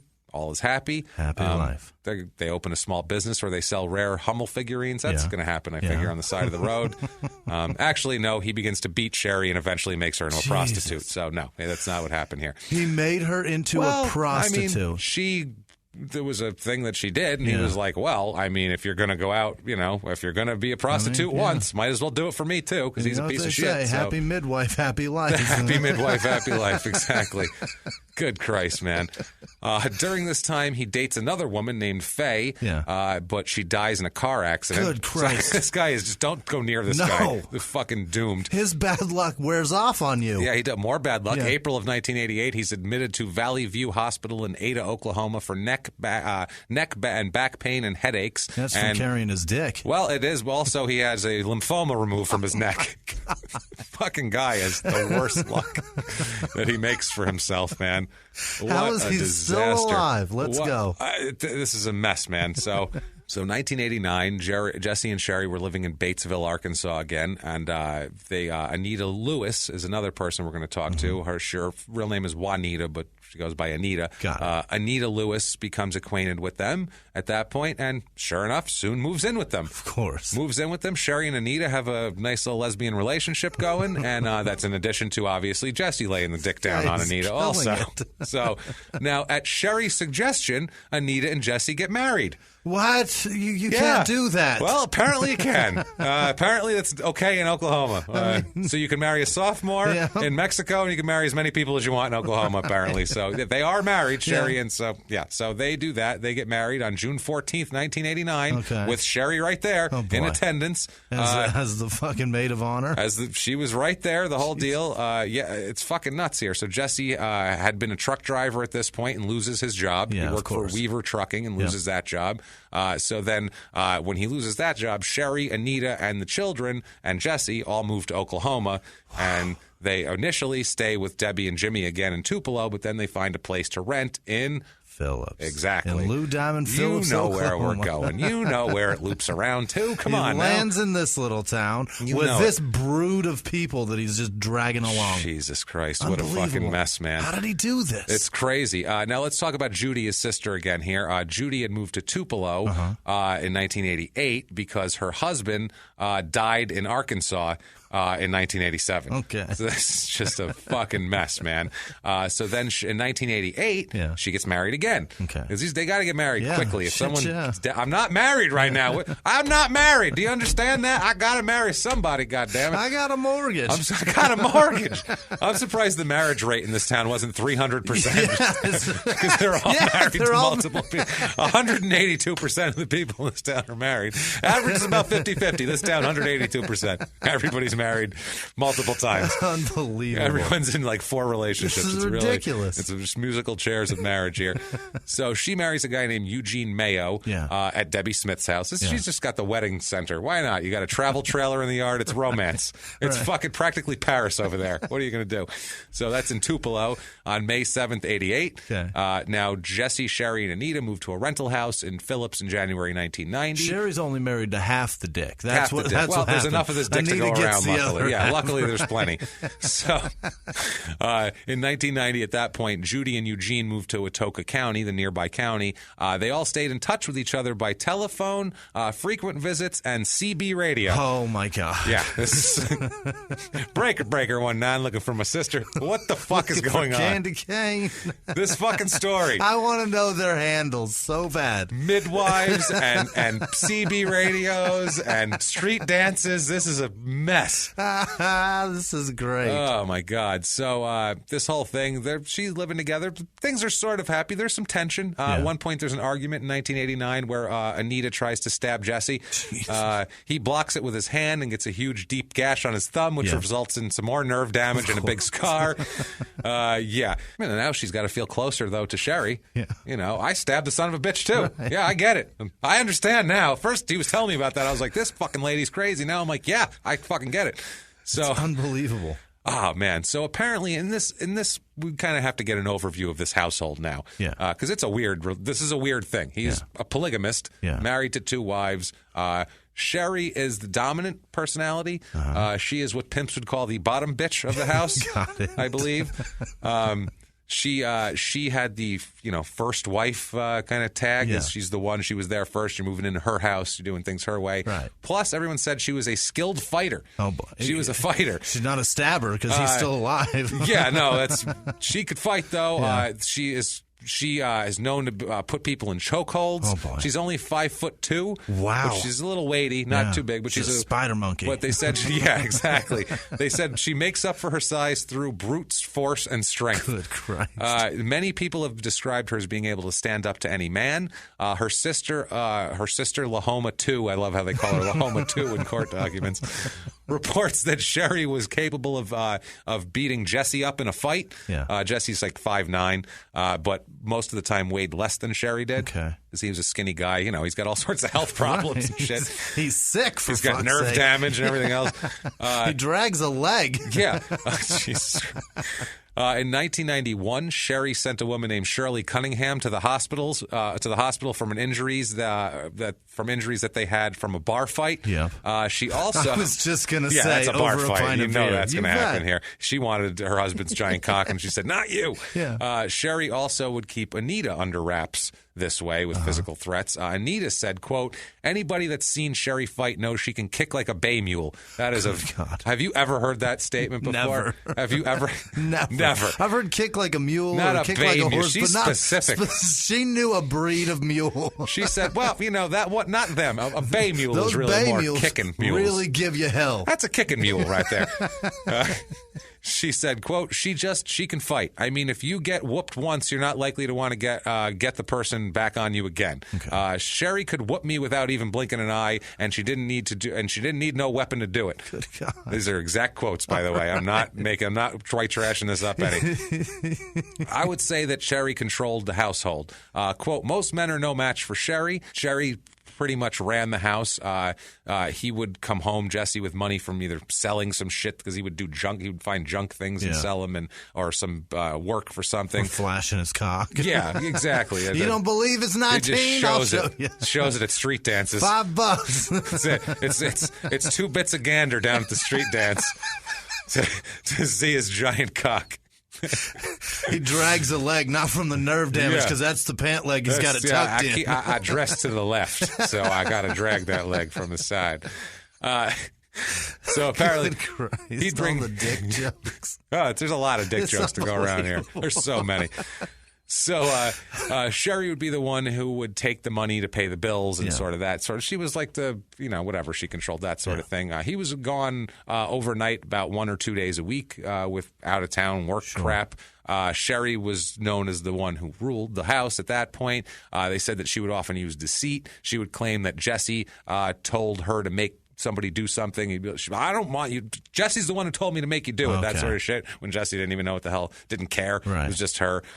So Sherry often during this time, though, she'd do that, but she would also recruit women to have sex with Jesse. Really? That was the thing. Yeah, she would entice them with his reputation for being well endowed, as she put it. This was also a way where she could because if Jesse brings a woman home, now she's got to fuck this woman too. Right. And she might not like him. Right. So this way was a way where she could go find women she liked to bring them home and have them fuck Jesse. So for her, it was best of both worlds. Okay. She also had sex with tons of men around this time now we're area. on board. She had sex with Judy's son, the sister, of course. Judy's son Henry, Faye Martin is a friend of theirs. Her husband Craig. Wow. Loretta is another friend of theirs. Loretta's cousin Robert Atkinson's. Debbie Smith's husband Jimmy, the little sister's husband Jimmy, and a bunch of local men. A guy named Daniel Chick, who we'll talk about, and a guy named Cliff Long. Daniel Chick moves in with them. Okay. Jesse also always suspected that she was turning tricks on the side. Jesus. So it sounds like sex is her thing. Sex is her thing. Yeah. Well, I mean, her background, wanting to leave at 14, she was probably abused, and this is her, her control thing here is all she has. August of 1991, Eugene Mayo, Judy's new husband that she married in 88, abandons Judy and moves in with his parents. Okay. So he's gone. So where's Judy go? So Judy was real dependent on her, and she was upset because it seemed like he left because he had a girlfriend. Oh, boy. Also, her son James was in prison at that time. Jesus. This is the white trash. A fucking episode, a 1998 episode of Jerry Springer. Jerry would have just thrown his hands up and thrown his cards up and go, I don't fucking know. Holly is dispersed throughout the country. I don't know. Get away from each other. I'm done with this. You people are assholes. I know this is fake, and I'm still just done with you people. I don't care. So she sent her son Henry to Arkansas after her husband left, along with James's wife, that's her son's wife, Mildred, who became pregnant. Oh, for fuck's sake. Who was pregnant now. Yeah. So her son's pregnant wife, who he's in prison, so she sent her there. This leaves Judy alone, living with her 11-year-old daughter, Melissa Moody, in their house in Tushka in Oklahoma. Now, Jesse had sold Eugene and Judy a flatbed pickup truck in 1991. The bill of sale had both their names, and they were making payments to Jesse on this. Okay. At the end of August, the truck was at Jesse's house for repairs, and Judy and Melissa stayed at Jesse's house while the truck was being repaired. Got it. Which also made everything even worse in the house. Sure. Because now there's more fucking people living here, which is terrible. And let's talk about the living arrangements here. Wow. They're renting a house, and I have the floor plan of this house right here, and I'll show it to you, Jimmy. Oh, boy. It's right there. That's not a good You one. notice something you're missing out of this? Bathroom? Bathroom is the house. That's the main thing you're missing right there is a bathroom. Where the hell is that? Well, there is, quote, porch with portable toilet. Oh, no. So that is the bathroom. They've got a herpy hut on the patio? On the patio. Right outside the kitchen. Jesus Christ. When your pie's cooling. Hold on a minute. So you can make eye contact with someone while they're eating dinner and you're taking a shit, which is what you want in a house. Somebody's shitting out there while your pie's cooling. Wow. Now the apple pie tastes like Sherry's asshole. That's everything tastes like Sherry's asshole.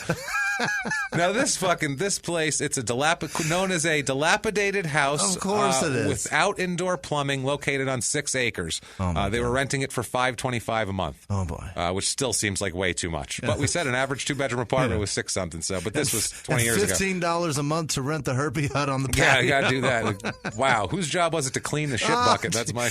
They usually got somebody that comes by with a truck to pump that thing out. Oh my God! Unless it's a makeshift like a Home Depot bucket on the porch. That's probably what I think it is.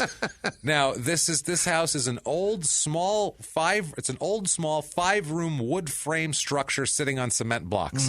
So it is bad stuff. It's you want to know what it is? It's exactly my cousin's house in Queen Creek. There you go. Well, let's describe it further and see if this matches up. The dining room was being used as the living room, and the living room was being used as the children's bedroom. Jesus. Is that right there? It's close enough. Jesse's father, Jesse Sr., for lack of a better term, was living in one bedroom, and Jesse... It's not how that works. No, it's not at all how that works, but they think that's how it works. God damn it. Jesse and his wife shared the other bedroom. Okay. So think about it. The kids are sleeping in the living room. There's a shit bucket. This house is horrible. Is a fucking nightmare. Whoa. It's a fucking horror. This is just I don't even know what to say about nightmare. this. Isn't even the word. It's just a house of horrors. You don't get to live like this. No, people live like this. This is not normal. Oh, Jesus Christ. It's not normal. No, it's very not here. Very not.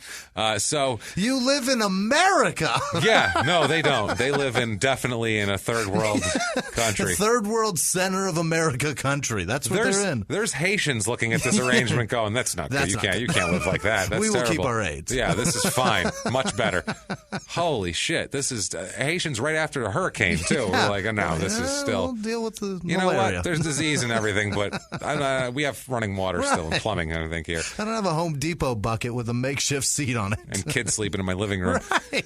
So, yeah, they're all living there. Judy and Melissa were living in a rental home, like we said. Her ex-husband's grandparents lived across the street from Judy, and she was very close to them. So they were unbelievable. They were trying to help her. She found some solace in meeting a guy named Jesse Boone Wilson, another I.E. Jesse. Yeah. Jesse Boone Wilson. He recently moved in with Judy's close friends, Pat and Wayne Cathy, who lived in a trailer in Tushka. Okay. This is a mess. Yeah. Judy met this guy at Kathy's house and started kind of seeing him a little bit. All class all the time. All class all the time. September 5th, 1991, Judy goes missing. Oh, boy. No one can find Judy anymore. We don't know where Judy is. She's gone. Yeah, this is all fun and games. Did they check the shit bucket? Maybe she fell in. This is small-town murder here. So on September 8th, 1991, 5 days later, she was found hiding in the shit bucket, perfectly clean, but very disgusting. So, no. Cummings goes to the Atoka County Sheriff's Office and reports Judy missing. He also reports her daughter, Melissa Moody, is missing. Can't find either one of them, the 11-year-old daughter. Oh, God. He tells the clerk that friends had told him that his sister's vehicle had been seen parked at Atoka Lake on Highway 43 and that it had broken down and its hood and doors were open. Okay. He also reported what his sister and her daughter Melissa had been wearing at the time of the disappearance. He also said that possibly someone had picked them up from the car's breakdown site.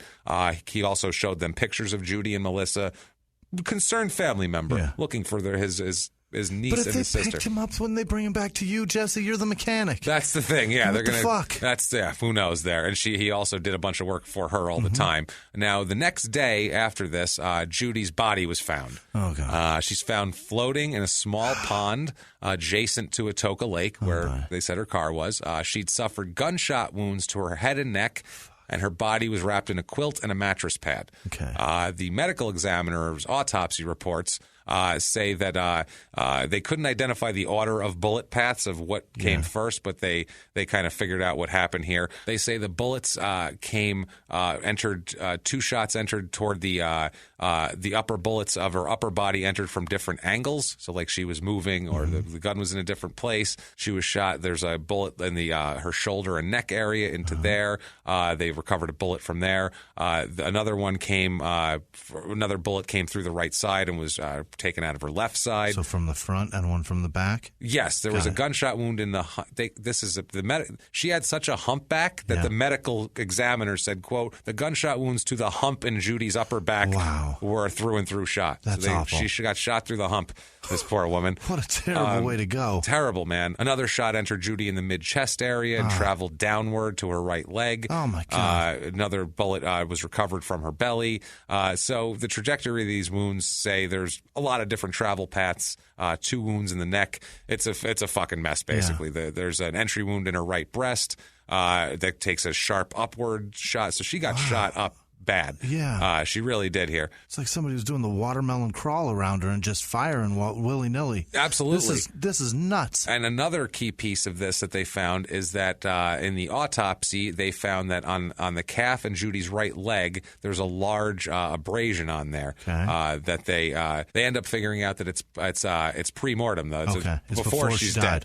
Before she's dead, too, because the evening before her death, she'd gone out drinking and dancing with her father at Roland's Bar in Lehigh, leaving Melissa with Anita at where Anita worked nights in Atoka. Got it. So I'm going to go out to the bar and I'm going to leave my daughter with this lady at her job overnight. Weird. That's fucking terrible parenting is what that is.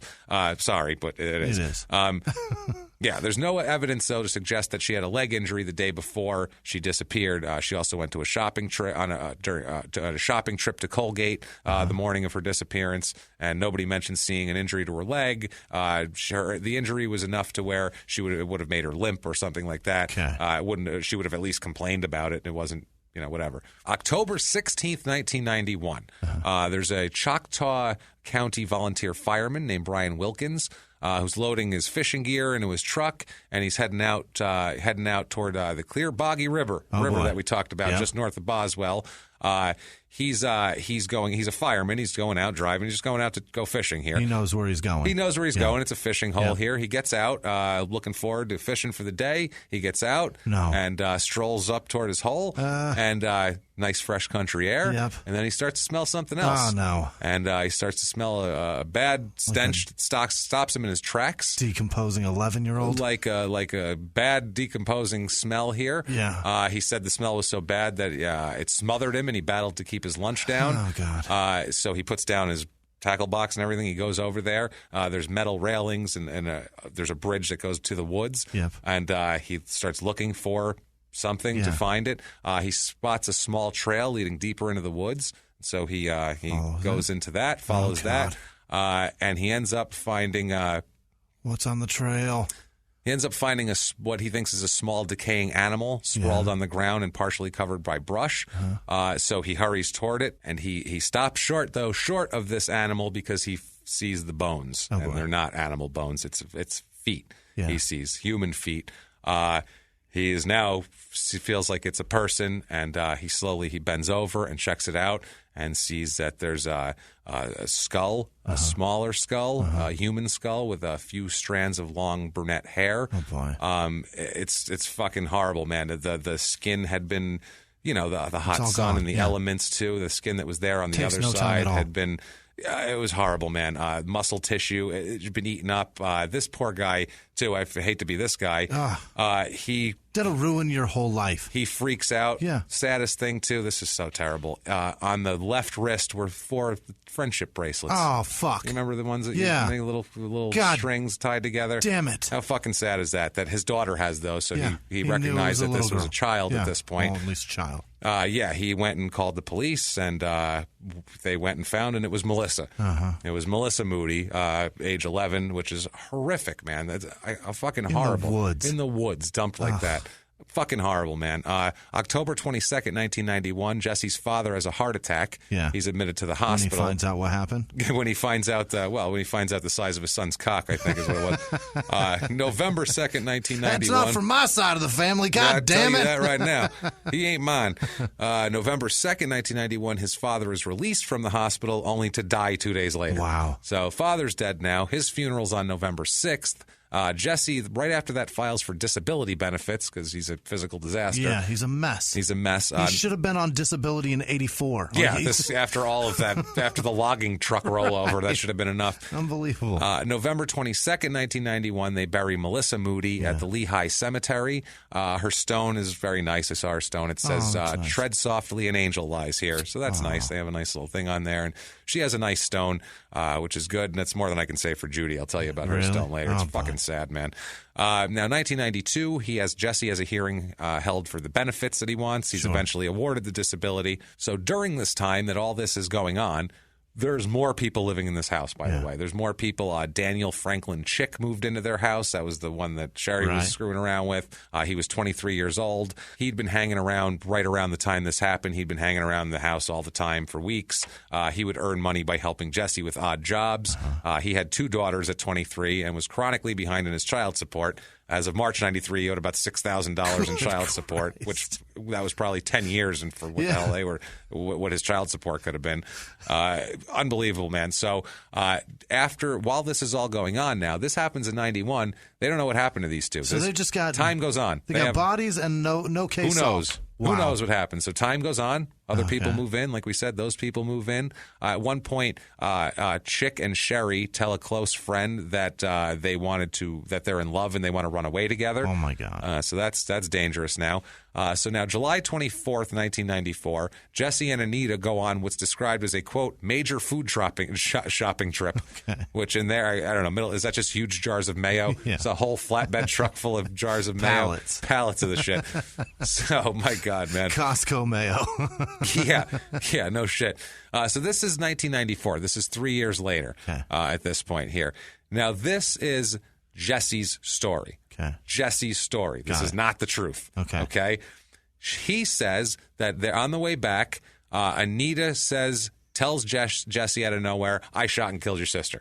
Okay. I shot and killed your sister. That's it. That's what they say. They get into an argument on the way back over this, obviously, because that would be a source of tension. There's going to be some questions. Anita had told him, according to him, that she's always gotten the short end of the stick in this marriage because Sherry is the one in charge, and that now she has to share Jesse with all these women and even more women, and also his health problems lately. And that summer, he lost all his teeth to a medical problem. Oh, for Christ's sake! Had made him less attractive to her, and she was looking for a man that would give her his undivided attention and not have 4 other women and a huge cock and no teeth. Right. So he says that on the 27th of July 1994. Any evidence that he knocked him out himself so that he could blow himself? Right, that's possible. Yeah, I mean, this is going to be good for me. I think this is going to work. I don't have to bang any of these women. I can just do it myself. Fuck this. So. He says July 27th, 94, Anita told him that she wanted to leave him.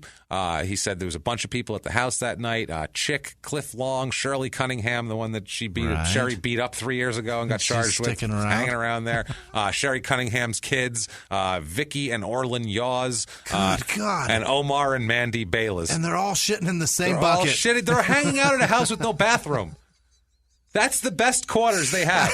Out of all those people, this is the best house. I won't even go to a gas station that doesn't have a bathroom. Like, how do you sit in a place with a television and all these people and sit down to even have a conversation? I won't stop for a bottle of water at a gas station without a bathroom. No. Jesus Christ. These people are actually spending time somewhere with no bathroom. Which leads me to believe they had the nicest house of the group, that's frightening.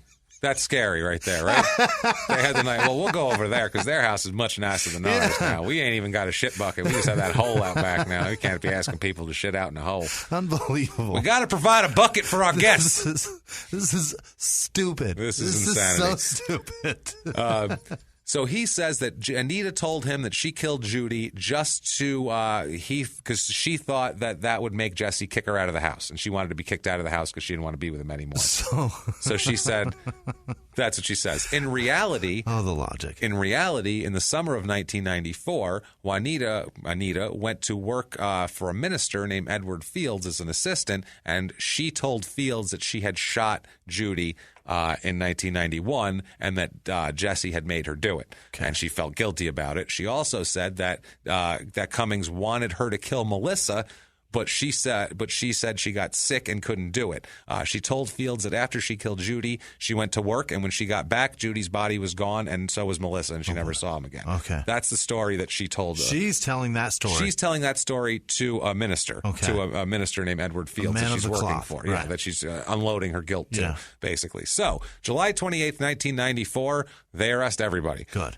Fucking everybody. The minister's he's not putting up with it. No, he's not going to hold that one. This was literally like a week before she told him that, and everyone's arrested a week later. Fuck this shit. Not happening. Lock them all up. Lock them all up. So Jesse claims to know nothing. Yeah. Ladies say he abused them because he did. Sherry said, quote, I always did what Jesse told me to do. Jesse had the habit of saying something and not be serious. Then he would ask somebody to do it just to see if they would. Wow. So she would do it anyway just in case he was serious. That's an interesting way to live your life. I would say so. This is a crazy abusive asshole here. Sick. Having women do his bidding for him like a dickhead. Anita said, quote, if I didn't do what Jesse told me, I'd get into trouble. If I had questioned him, he would have gotten mad. I didn't leave Jesse because I was scared of him. I'd seen the things he'd done before. I was afraid of Jesse and Sherry when I shot Judy. It's the exact statement I expected. Exactly word for word. Yep. Jesse, she says, Anita said, quote, Jesse was abusive to both of us starting a month after I married him. The first time was the end of July 1989. He blamed it on a car wreck and had me go to the hospital. He had her go to the hospital and say she was in a car accident because she got beat up so bad. He was abusive to Robbie, too, which is her son, starting around the same time. I wrote the love letter to Jesse. There's this love letter that I'm not going to get into because it's just this stupid fucking I have stupider shit to talk about. Okay. That's funnier than the love letter. Okay. After I wrote the love letter to Jesse after he knocked my teeth out. That's the kind of abusive relationship. That's how much she loves him. That's how much he has. Exactly. Fuck.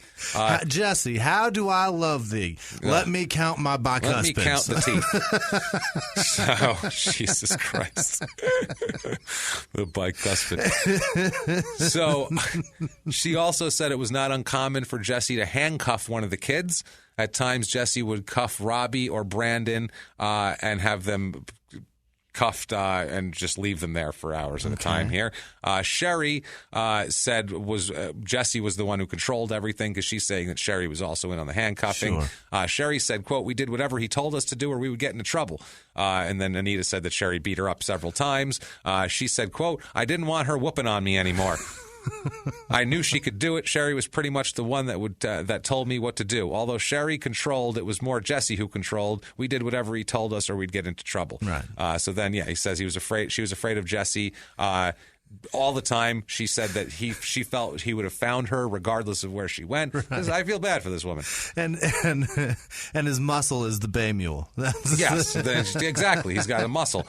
He said, quote, she said, quote, "Jesse hit us and did different things. He'd punish us in different ways if we didn't do what he wanted us to do. He had a bullwhip that he used to hit us with. Oh, my Christ. He used that mainly when I wouldn't eat. I had a problem with eating. I would go 3 to 4 days without eating. Then I would eat a lot. I weighed 103 to 108 pounds. He was sending me to the doctor or he got to watching me, which that's called anorexia, and you should be seeing a doctor, but you shouldn't be beaten into a bullwhip for it. She doesn't know that. There's kinder, gentler ways to do that. Yeah, that's a problem with eating. Right. That's not eating for 3 or 4 days and then binging and purging is not great. So it's not good for you. No, not good at all. She also said, quote, "He left me handcuffed to the bed for long periods of time or tied up to a bed without any clothing on. One time he put sleeping pills in a soda pop. There's been all sorts of bruises and stuff. Right after the murders, he hurt my leg." Oh, my. So this is a mess. She also said, "I was afraid of Sherry because she could kick like a bay mule." She said that line there. She said, quote, "We never talked to each other because we were afraid he would start trouble between us. There was a lot of fear in the household. I was mostly afraid of Jesse. I was afraid Jesse would kill Robbie. I asked Robbie if he wanted to go with me if I left, and he told me yes." So that's the whole thing there. Sherry is also arrested. While she's arrested, she makes a friend. She becomes, Jesus Christ, she becomes acquainted with a guy named John Wayne Engel who was visiting his wife who was incarcerated there. She somehow hooked into a guy who was visiting his incarcerated wife there. As he's leaving, she's like, "Hey, visit me too." Yeah, no shit. Fuck, man. What? After a few months, Sherry had to be transferred to another facility because of constant problems with other female inmates, her fighting. Yeah. She was moved to Atoka County Jail, where then she married John Wayne Engel. What? On Valentine's Day, 1995. That is so romantic. He was a transient truck driver, 19 years older than her. That's who she married. Who was visiting his wife in county jail. This is fucking unreal. See, you couldn't make this up. I couldn't make this up. How does she? You couldn't. Holy shit. And he's a transient, so like he's got his own truck, or like what is that? What is a transient truck driver? I think he doesn't have his own truck. He just goes just from like contracting. He's blowing through town, like free. What's it called? Free grazing. Free. What's it called? Free. What's freelancing? Okay. Freelancing. Freelance truck driver is the better way to put it. I had every word except for free. I Sounds said free better than grazing. transient. That's probably more like it. Free grazing on whatever McDonald's dumpsters you could find. This marriage does not last long because Sherry reports that she learned he was still married to his first wife who lives in Oregon. She didn't know? Didn't know. Wait. Now she cares. Yeah. Wait. Oh, yeah. I was waiting. I said that and I stopped and you were just like, she didn't know? And I'm like, no. Keep digging. There's more. There you go. He's got a wife in Oregon. You're finding it now. He's got a wife in the county. Yeah. Oh, yeah. And he's got 2 wives in county. Oh, yeah. He's killing it more than Jesse is. This guy's amazing. Insanity, man. How did she find out about that? He just like let it slip in like a visitation. You know, my wife is real. She's a pain in the ass back in Oregon. Wait. Did you just say Oregon? Did you say wife? What was that? She saw Engel last. You mean Oregon County? Is there another county? There a county? It must be a county up in western Oklahoma. Last time she saw Engel was in January of 96. Yeah. When they ended their relationship, which then she was trying to get a divorce for about a year because she had a new boyfriend that she wanted to marry. Of course she did. Yeah, this is insanity, man. Wow. So she is slinging that gine everywhere. Everything, man. Unbelievable with it. Everyone in the story is a disaster. August 1st, 1994, Cummings is charged with all the shit. He's charged with count 1, murder in the first degree for Judy, murder in the first degree for Melissa. Yeah. Charge 3 is child abuse of Melissa, because we'll find out why that is. And the state also files a bill of particulars indicating that it intends to seek the death penalty against Cummings. And because of the existence of 2 aggravating factors, that the murder of Melissa Moody was committed for the purpose of avoiding or preventing lawful arrest or prosecution, because they thought that she would notice that her mom was gone, possibly. Tend to snitch those 11-year-olds. Yeah, no. And 2, the existence of a probability that Cummings would commit criminal acts of violence that would constitute a continuing threat to society. I would fucking say so. Yeah. Count 3 specifically charges Cummings with feloniously sexually abusing Melissa Moody, a minor child of 11 years, also while responsible for the welfare of said minor. Not fucking good. No. Scumbag to the utmost degree, this guy. To the end. Trials in 1996. Yep. Prosecutors are saying that he killed his sister Judy, had her killed, dumped her off in the lake there, and then he molested Melissa before killing her, and then dumped her body in a remote area of Choctaw County. They basically think that they dragged her. We'll find out. We got testimony. All right. We want to find this out here because it's fucking horrible, man. Also, Anita is charged with first-degree murder for the death of Judy, and Sherry is charged with first-degree murder for the death of Melissa. Okay. They were dropped. The first-degree murder charges end up being dropped against Sherry because she enters a plea agreement and pleads guilty to 2 counts of accessory after the fact and 1 count of permitting a child to be abused. First-degree murder charges are also dropped against Anita, and she pleads guilty to second-degree murder. Both of them, right from the beginning, separately implicated Jesse in everything. They all said he made us do it from the very beginning. So they take a deal to testify against him. Sherry testifies that on September 4th, 1991, Jesse told her to take his sister Judy to look at houses because she was looking for a new place. Of course. And to shoot Judy from behind when they got into an empty house. The next morning, Cummings left early to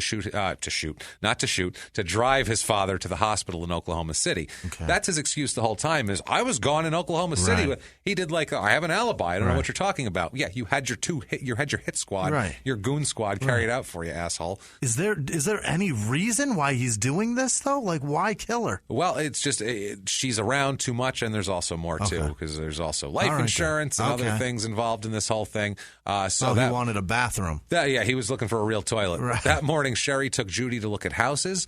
She didn't shoot Judy while they were looking at houses. When they finished looking at houses, they returned to the Cummings residence. Sherry, Judy, and Anita watched TV in the house, and the kids, Deborah, Robbie, and Melissa, were outside. Judy indicated she was ready to leave. Sherry went to the bathroom, and she said while she was gone, she heard 5 gunshots, which is also lines up with what Anita says, because Anita says she shot Judy in the living room 5 times, and she says she was on the couch and she was moving, and Anita was trying to shoot her, and that's where all the different entry points came from. Sherry says when she came back to the living room, she saw Judy sitting on the couch, slumped over. She says that Anita had shot her. Sherry and Juanita brought all 3 kids into the house, covering their eyes when they passed through the living room. You just heard fucking 5 gunshots. Now say cover your eyes. Right. Where's Mom? Don't worry about it. Cover your eyes. Oh, boy. They then pulled Judy through the house and outside into the cellar. They cleaned the blood off the couch and the floor and the living room wall. After they cleaned it, Robbie and Deborah went back outside, and Anita left to go to work at the Dairy Queen. Wow. Melissa stayed locked in the back room. They kept Melissa in the back room because she couldn't get out because she's going to wonder where her mother is. So they lock her in a fucking room. Yeah. Anita returns from work 11 o'clock that night. That night also, before Anita returned from work, Jesse had returned from Oklahoma City from seeing his dad. When he got home, Sherry and Anita met him, and Anita told him she killed Judy right there. The 3 of them got the body from the cellar, pulled it up to her truck. Jesse went in the house and got the quilt to wrap her up in and all that. Jesse drove Judy's truck, and Sherry followed in the car. Juanita stayed at the house. This was so you could have the doors open and the hood up.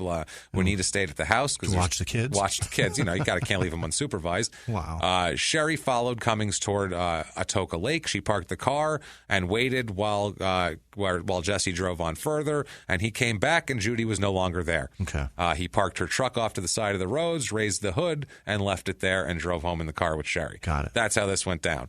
Sherry testified also. They got back to the house. Jesse and Anita went into the bedroom where Melissa was handcuffed to the fucking bed. Oh, my Christ. Handcuffed to the fucking bed. She already knew that she was in trouble. I would say, yeah. They were there for about 15 to 20 minutes, and Anita came out first, and Cummings followed. Cummings handed Anita the keys to the handcuffs and told her to bring Melissa out of the room.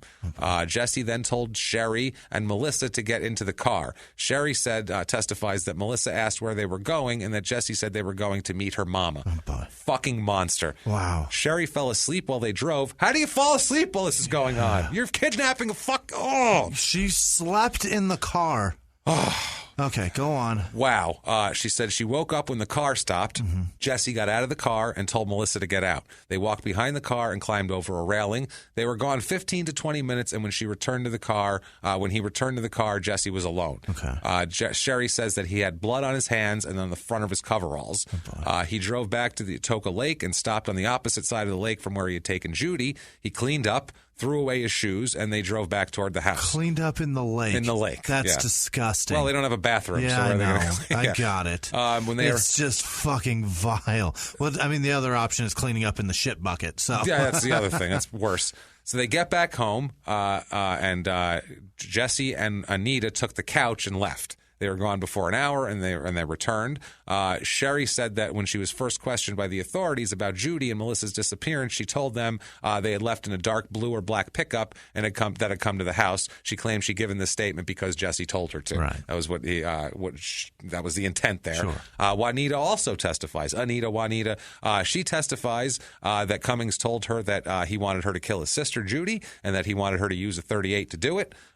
Cummings said that he left to go to his house, with his father to Oklahoma City. Yep. And Anita testified that morning she took Melissa to the welfare department with her. Good God. She said. When they arrived back at the house, Juanita was there with Sherry, Judy, and the kids. That's what she says. She said the kids were outside playing. Sherry went out to the porch and called her to come out there.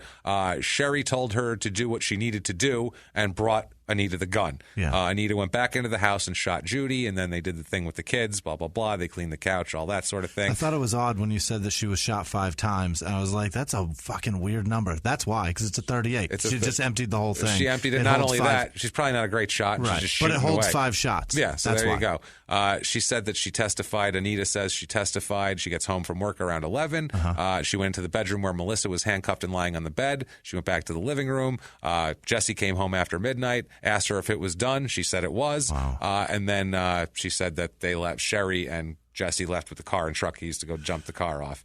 Juanita was told to stay in the house. She said that she didn't help move Judy's body, but she never saw it again. Yeah. When Jesse and Sherry came back, Jesse told Anita and Sherry to go in the bedroom and unhandcuff and undress wow. Melissa. They took her. Oh, the poor girl. He made them stay in the room while he raped an 11-year-old fucking girl whose mother they just murdered. Right. This motherfucking monster, piece of shit asshole. What a complete piece of shit. Afterward, Sherry left that part out because she didn't want to be complicit in that.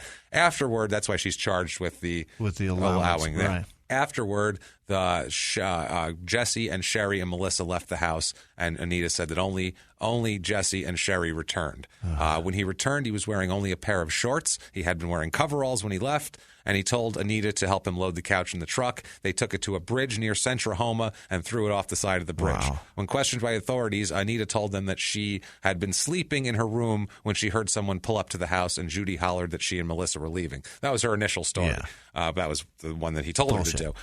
So guess what? This piece of shit asshole's convicted. Okay. Good. Yeah, Fuck this. Yeah. So we're convicted. May 9th, 1996. 2 counts of first-degree murder and all the other things that we said. Sure. Sentence, you, sir, may fuck off Death penalty. Good. Eat dicks. Don't care. That's one that deserves Don't give a shit it about this for guy. sure. I'll fucking run him over with my car tomorrow. Fuck this guy. I don't care. I swear to Christ. Go on. Don't give a shit about this guy. The women get sentenced to Anita Cummings gets life sentence for the murder of Judy, and Sherry gets a 35-year sentence for allowing child abuse and being accessory to crime after the fact. That is whack. That is whack. That's garbage. But she pled. Through this whole thing, too, through the whole court process, like Sherry was saying that he kept a .38 under his pillow, and she had to ask him if she was allowed to go to the bathroom. There's a big movement on here. Also, by the way, there's a lot of people, I don't know what kind of people they are, but there's a lot of people saying that he's innocent and these horrible women set him up and they did all that. Meanwhile, it's all to benefit him. It's fucking ridiculous, man. The whole deal. It's so infuriating. Where is that? It's on a website? It's so fucking infuriating. Yeah, she said that all over. It's everywhere, in court documents, to police, to investigators, to everything. She ends up getting paroled later on. She is walking around right now. Out. Sherry is out there. Wow. So good luck there. Now, 1998. That's their sentences. 1998, Jesse appeals. Okay? Now, just to get through all this, because give you the end of the appeal here, they end up taking off the Judy's murder charge. Okay. They end up saying that they didn't have enough proof because all they had was, it's complicated legal shit, but there's no outside corroboration other than from accomplices of this. So it's just Sherry and Judy, who both participated in the murder, saying that he was involved. There's nothing else outside to say that. So they can't do that. Meanwhile, the murder of Melissa, that's all him. Anita, well, Sherry's involved too, but Anita was not out there for it, so she can put them in it, and she's not an accomplice to it because she didn't help clean it up. So that's how they do that. Jesse says that there was not enough evidence in his appeal. He claims he knows nothing about the killings until Anita told him 3 years later about it. He says that he asked her, and she kept, after she told him, he kept pressing her for details, and all he was able to get out of her was that Anita shot Judy during an argument. They kept the body in the cellar till nightfall and then moved it to a pond. And Anita had taken Melissa away with her and done away with her. That's what he said. That's what he knew. That's what Anita told him. What a scumbag. Complete scumbag. He said that he drug her in the bedroom and said he didn't want her to leave the bedroom until she told him everything. He said at one point Sherry came into the bedroom and discovered that Anita was telling Jesse about the killings, and she became upset with Anita for telling him. So she tried to jump her and fight her, but Jesse had to intervene and get Sherry out of the room because there was a big cat fight. Oh my God. And then she said at another point during the conversation, Shirley Cunningham came into the room to let Jesse know that she and the kids were getting ready to go back to the house, and Sherry drove them. And then at bedtime, Jesse chose to sleep on the couch rather than in the marital bed. Of course. You know, something he'd never done before in their entire marriage. So he is offended like never before. Yeah. Now he will sleep on the couch because this is ridiculous. Right. You don't call the police. I'm not going to be in between you two I'm not women. going to sleep in your bed with you. Next day, he locked up in the travel trailer next to the house all the guns they owned in order to keep the women from killing each other, he said. He said he pressed them throughout the day for more details. He even asked Anita if she would go with him to talk to Cole County Sheriff and tell the sheriff what she told him. Right. He also planned to go to Walmart in Atoka to buy a tape recorder in order to get Anita to say on tape what she told him. He said that he was trying to get stuff out of her, but couldn't get anything out of her but that. She said that Sherry wanted to beat Anita up, and he was just trying to keep them in there. Okay, just keeping the peace. Now, they end up later on, this is 3 years later, they look in all this. The luminol testing of the Cummings house didn't reveal any human blood. The knife wounds found in Melissa's ribs, she was stabbed multiple times, by the way, and I skipped over that part. I should have said that. I'm sorry. That's one of those things where it was kind of for my own. Yeah. After the rape and all this, I was just like, I'll talk about all the stab wounds later because it was just too much at the time. And yeah, stabbed her really good. They said that the stab wounds found on her ribs would have produced a considerable amount of blood, and it's unlikely that Melissa was stabbed to death in the house, which we know. Right. They said that she was, tricked and taken out, and obviously she was. Now, his appeal is the craziest, stupidest shit I've ever heard. Okay. Well, craziest? You mean it's crazier than all of this? All of this put together. Okay. First of all, he says that he's factually innocent of the charges. That's number one. Right. He claims a bunch of ridiculous shit that we don't have time for. So we're going to get to the funny and the crazy and the insane. He says that there's no evidence to corroborate the woman's self-serving claims that they were dominated and controlled by Jesse. Well, the fact that they're participating in this is that right there, that's evidence toward that. He said that there's no motive for him to want to kill these people.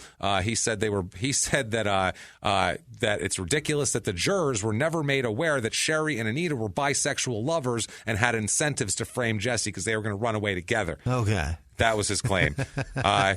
He claimed that the wives weren't battered wives and they did not act out of distress. He said that was just to bolster their credibility. He said they admitted to killing Judy to him while he was out of town.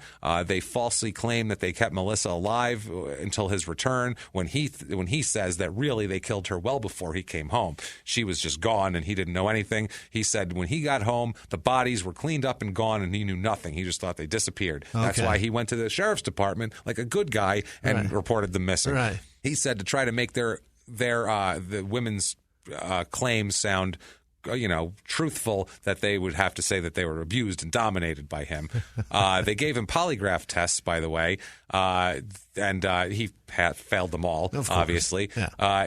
Between the second and third test, an excerpt was played from Anita's tape-recorded confession to the police, not to him. And he said that he decided at this point, he decided to just claim he was the one who moved Judy's body with Anita. Because at some point he goes, I moved the body. Right. That's what I did. I lied at first. Right. I don't know what happened to Melissa, but I got home and I helped move the body because she shot her and whatever. He says that it was his own naivete that did this to him, because he said that he thought this would clear Sherry of any involvement and that she would be released from jail, and that way the kids would have somewhere to go.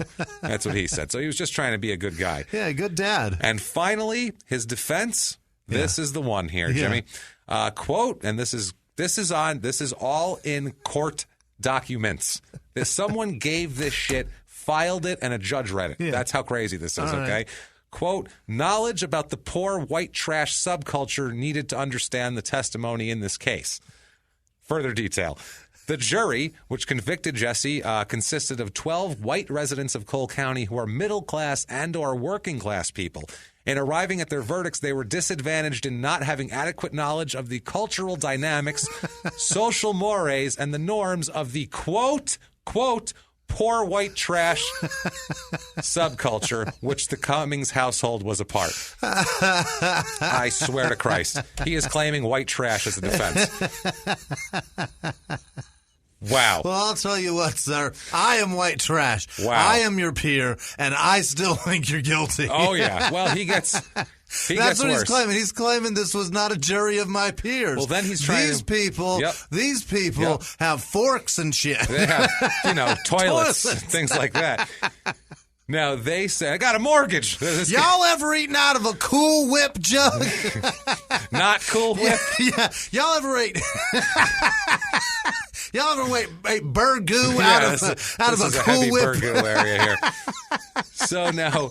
Because listen, I've eaten cereal. I've eaten Golden Grams knockoff shit out of a Cool Whip plastic tub. So have I. I am thoroughly white trash, sir. Well, then they explain what the actual white trash is. Do you want to hear what the legal definition of white trash is? Okay. He actually. Oh, this is like a 50-page long document. A legal term. This is a 50-page long appeal, Jimmy, of just.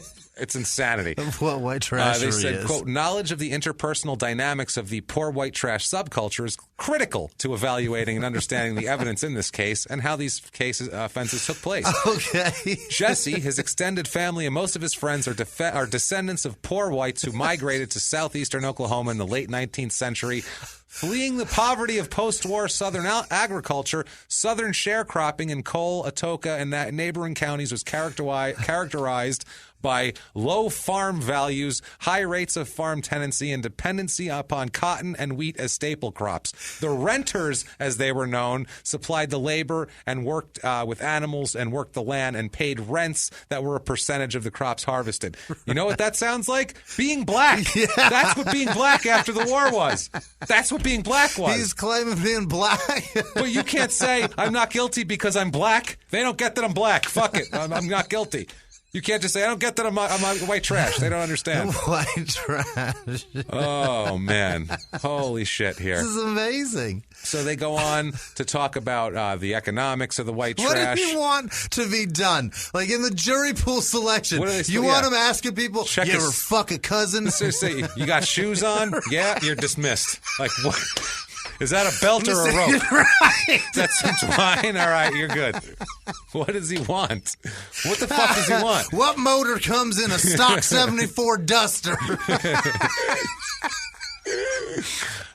A 72 El Camino engine, because that's what I put in mine, right? Is that how it works? I had both, and one worked. This shit is unbelievable. Yeah, he said it is a subculture separate and distinct from the poor white subculture in the southern vicinity, which considers white trash to be inferior to them. All right. This is all literally like, this is fucking insanity, man. You ever have a car in the shop for a foot pedal gas pump?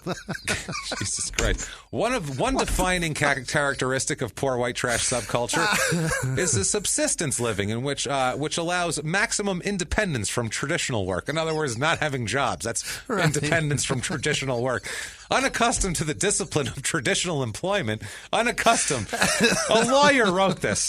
The guy went to law school. Someone's parents paid $100,000 for him to be able to write this. They do not function well working 8 hours under close supervision in a confined space. What are they, animals? Nonetheless, poor white trash often work very hard, supporting themselves and families by hunting, fishing, logging, or, quote, junking. They tend to live a migratory and vagabond life, moving frequently in search of better economic conditions. Wow. You ever sold a truck hood for dinner? All right, you're good. The use of simplistic cunning and manipulation is a survival skill in this culture. Oh, man. Do you crush your cans for rent? Listen to this, man. This accounts for much of the petty thievery for which they are arrested. Quote, junking includes driving around on back roads looking for abandoned property to salvage and resell, and also includes trespassing on land to salvage property that is not clearly abandoned. That's not junking, that's just stealing shit. That's just being a meth addict. Yeah. The children in a poor white trash family begin working at a young age alongside adults to contribute to support the household. Yes. Poor white trash believe children should earn their way in the world as soon as they can. Parents expect children to work to supplement the family income. The need for children to help support the family and transient nature of their existence in general results in children dropping out of school before reaching high school. In addition, poor white trash sees little value in education beyond functional literacy. Most poor white trash adults, and this is always capitalized, right. Poor white trash, like it's an actual segment, like it's a thing. This is amazing. Most poor white trash adults are semi-literate at best. This is a guy's defense. This isn't me saying this shit. He went to court, handed a guy this and said, see, not guilty. Fuck. Sir, you are describing me. And guess who's never murdered and raped an 11-year-old? You fuck. Inadequate incomes also result in poor diet, health, and housing that adversely affects intellectual development. Yeah. Generations of intermarriage also contribute to lower cognitive and intellectual functioning. Thank you. True. What did I say? Yeah, gene pool. Poor white trash children enter adolescence with substantial disadvantages. They are expected to begin earning their own living, but have little education to prepare them to do that. This contributes to unskilled labor and non-traditional work activities and perpetuates primitive living conditions in substandard housing, like shitting on your porch. Which is not in there, but should be. Coupled with the strict discipline which characterizes poor white trash child rearing, children tend to drift away from the home in their early teens. Yeah, because there's no home to drift from. Who cares? Girls marry young, and boys begin a lifelong pattern of transient and subsistence existence. Given the handicaps with which the children of poor white trash arrive at adulthood, it is rare for someone with a poor white trash upbringing to be able to move up the social ladder. Wow. Now, this fucking story is unbelievable. When children assume adult roles at a young age and live in close quarters and cramped housing, that accelerates courtship, marriage, and sexual activity. No shit. The sexual mores of poor white trash are not mainstream. Within their subculture, sexual promiscuity is commonplace and accepted. The most casual living arrangements with the opposite sex are commonplace. Young people just move in together, and it's not uncommon for multiple sex partners to live in the same household. While adulterous relationships and multiple partners are commonplace, actual bigamy is unusual, except in this fucking case. Right. Poor white trash have strong family values, although some of their values are divergent from mainstream society. Right. There's a concern for family, love for children, and pride for the ability to provide for one's family. They can be extremely resourceful in coping with adversity and have a very practical, down-to-earth, non-materialistic approach to life. It sounds like people just like the northern polar bear has a very strong family bond. That's what it sounds like. Like this is a fucking Discovery Channel thing. Allegiance to kinfolk tends to be stronger and greater than transitory relationship to a spouse. Mm-hmm. They say that bonds to a partner acquired through marriage seldom supplant the bonds of blood kin, is what they say. If she ain't good enough for her family, she ain't good enough for us. Right. That's what they say. The white trash males are traditionalists in that they prefer their wives to stay home to care for the house and children. In poor white trash culture, the male is viewed as the head of the family. In child-rearing practices, they believe in strict discipline. Their understanding and knowledge of child development and appropriate discipline are antiquated, which is due to lack of money for books and education, below average intellectual functioning, and a high degree of isolation from mainstream culture. Males and females both behave in more domineering ways than their interpersonal encounters. This is fucking nuts, man. This is far too close to home for me. They said there's far fewer differences between males and females in this. In white middle-class America, for example, men and women inhabit separate spheres, and there's cultural assumptions that of women being the weaker sex and being less prone to violence, and women act more ladylike and genteel. In poor white trash culture, women will cuss, smoke, and chew tobacco and fight to resolve conflict on par with their males. My ladies. Yeah. Dominance does not depend on gender, but depends on power and who has it. Power has much to do with strength and fighting prowess. While physical abuse is common in poor white trash relationships, the use of aggression is often mutual in marital relationships. You bet. Ellie Mae. And that's because alcohol abuse is astonishingly high in white class culture. Is it?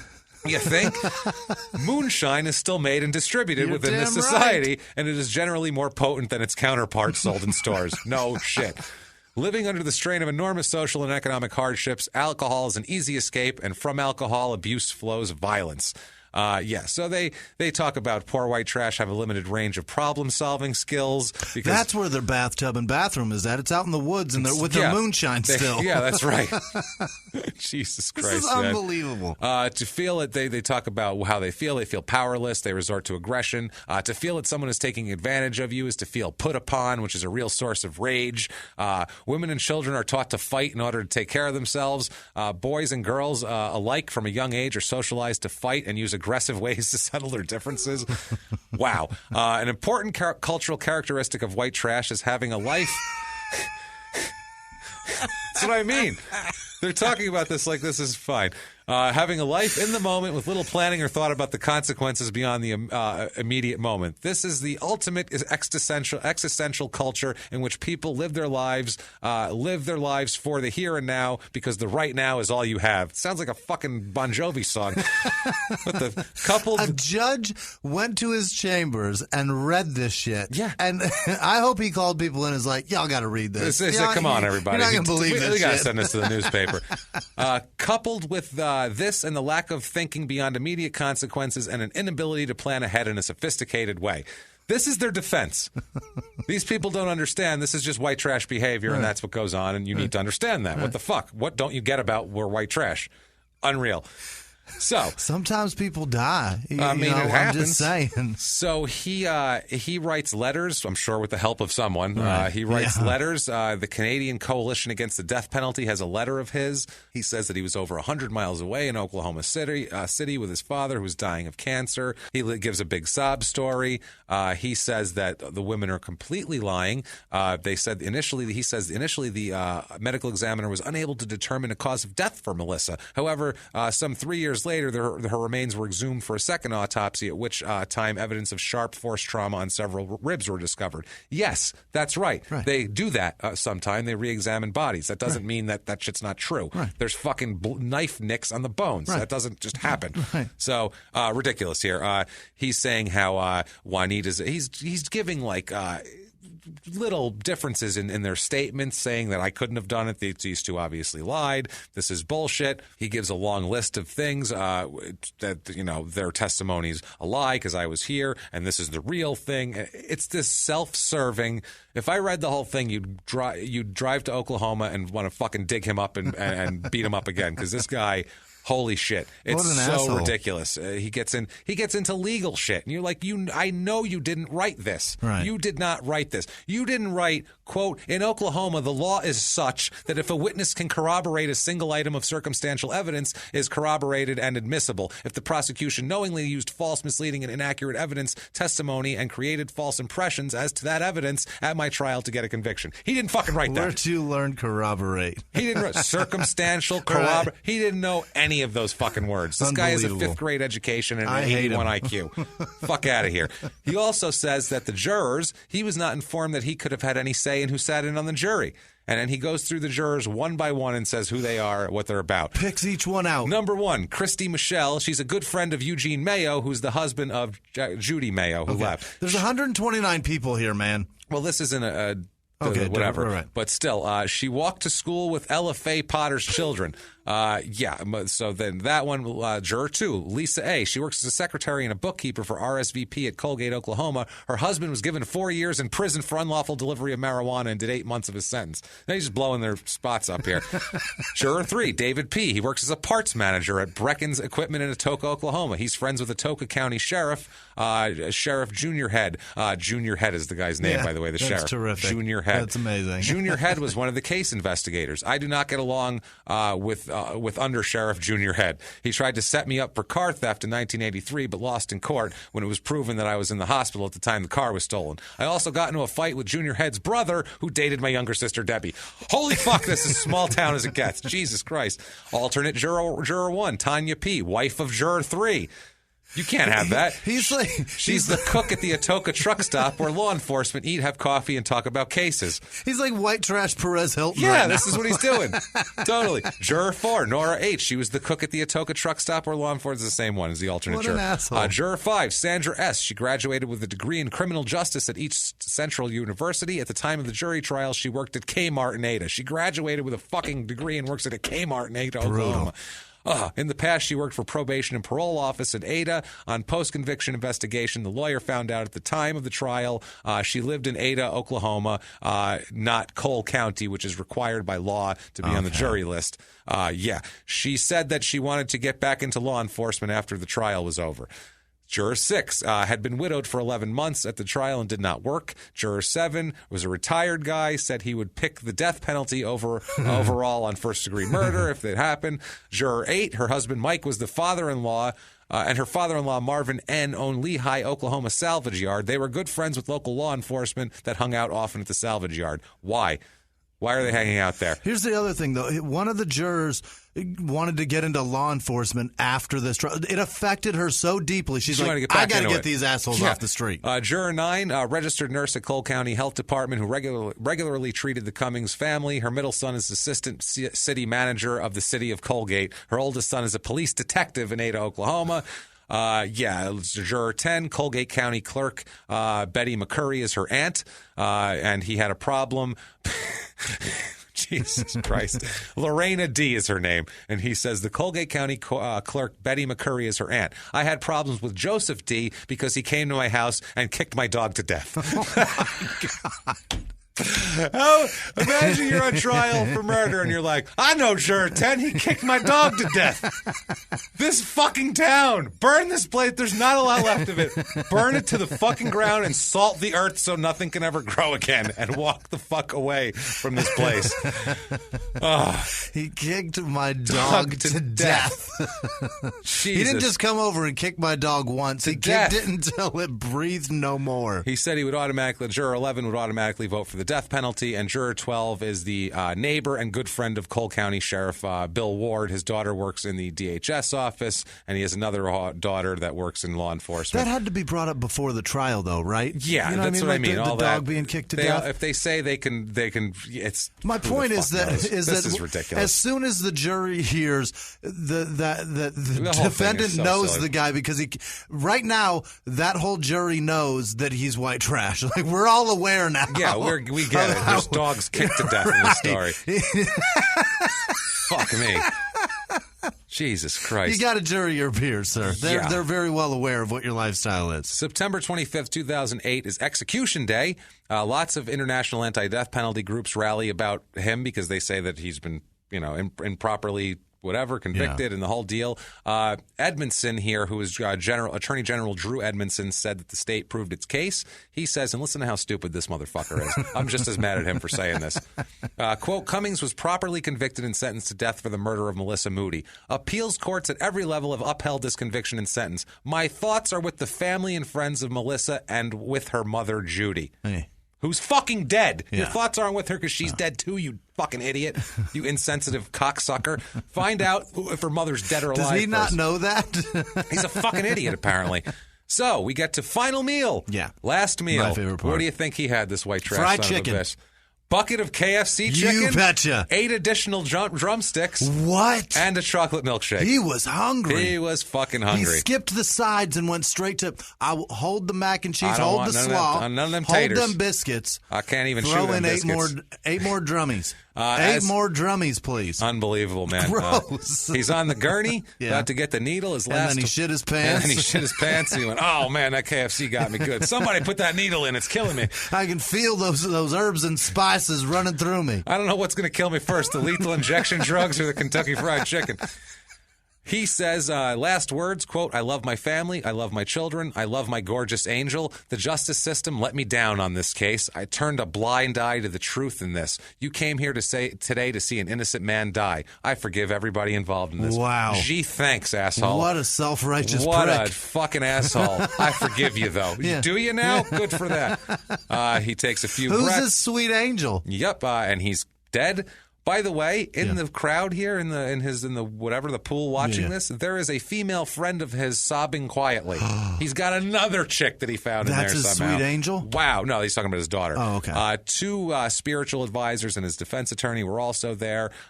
People said that also about a bunch of people there for the victim, obviously. The sheriff was there. You can find Judy Runyon, the sister, is buried also in Lehigh Cemetery, same as her daughter, but her stone...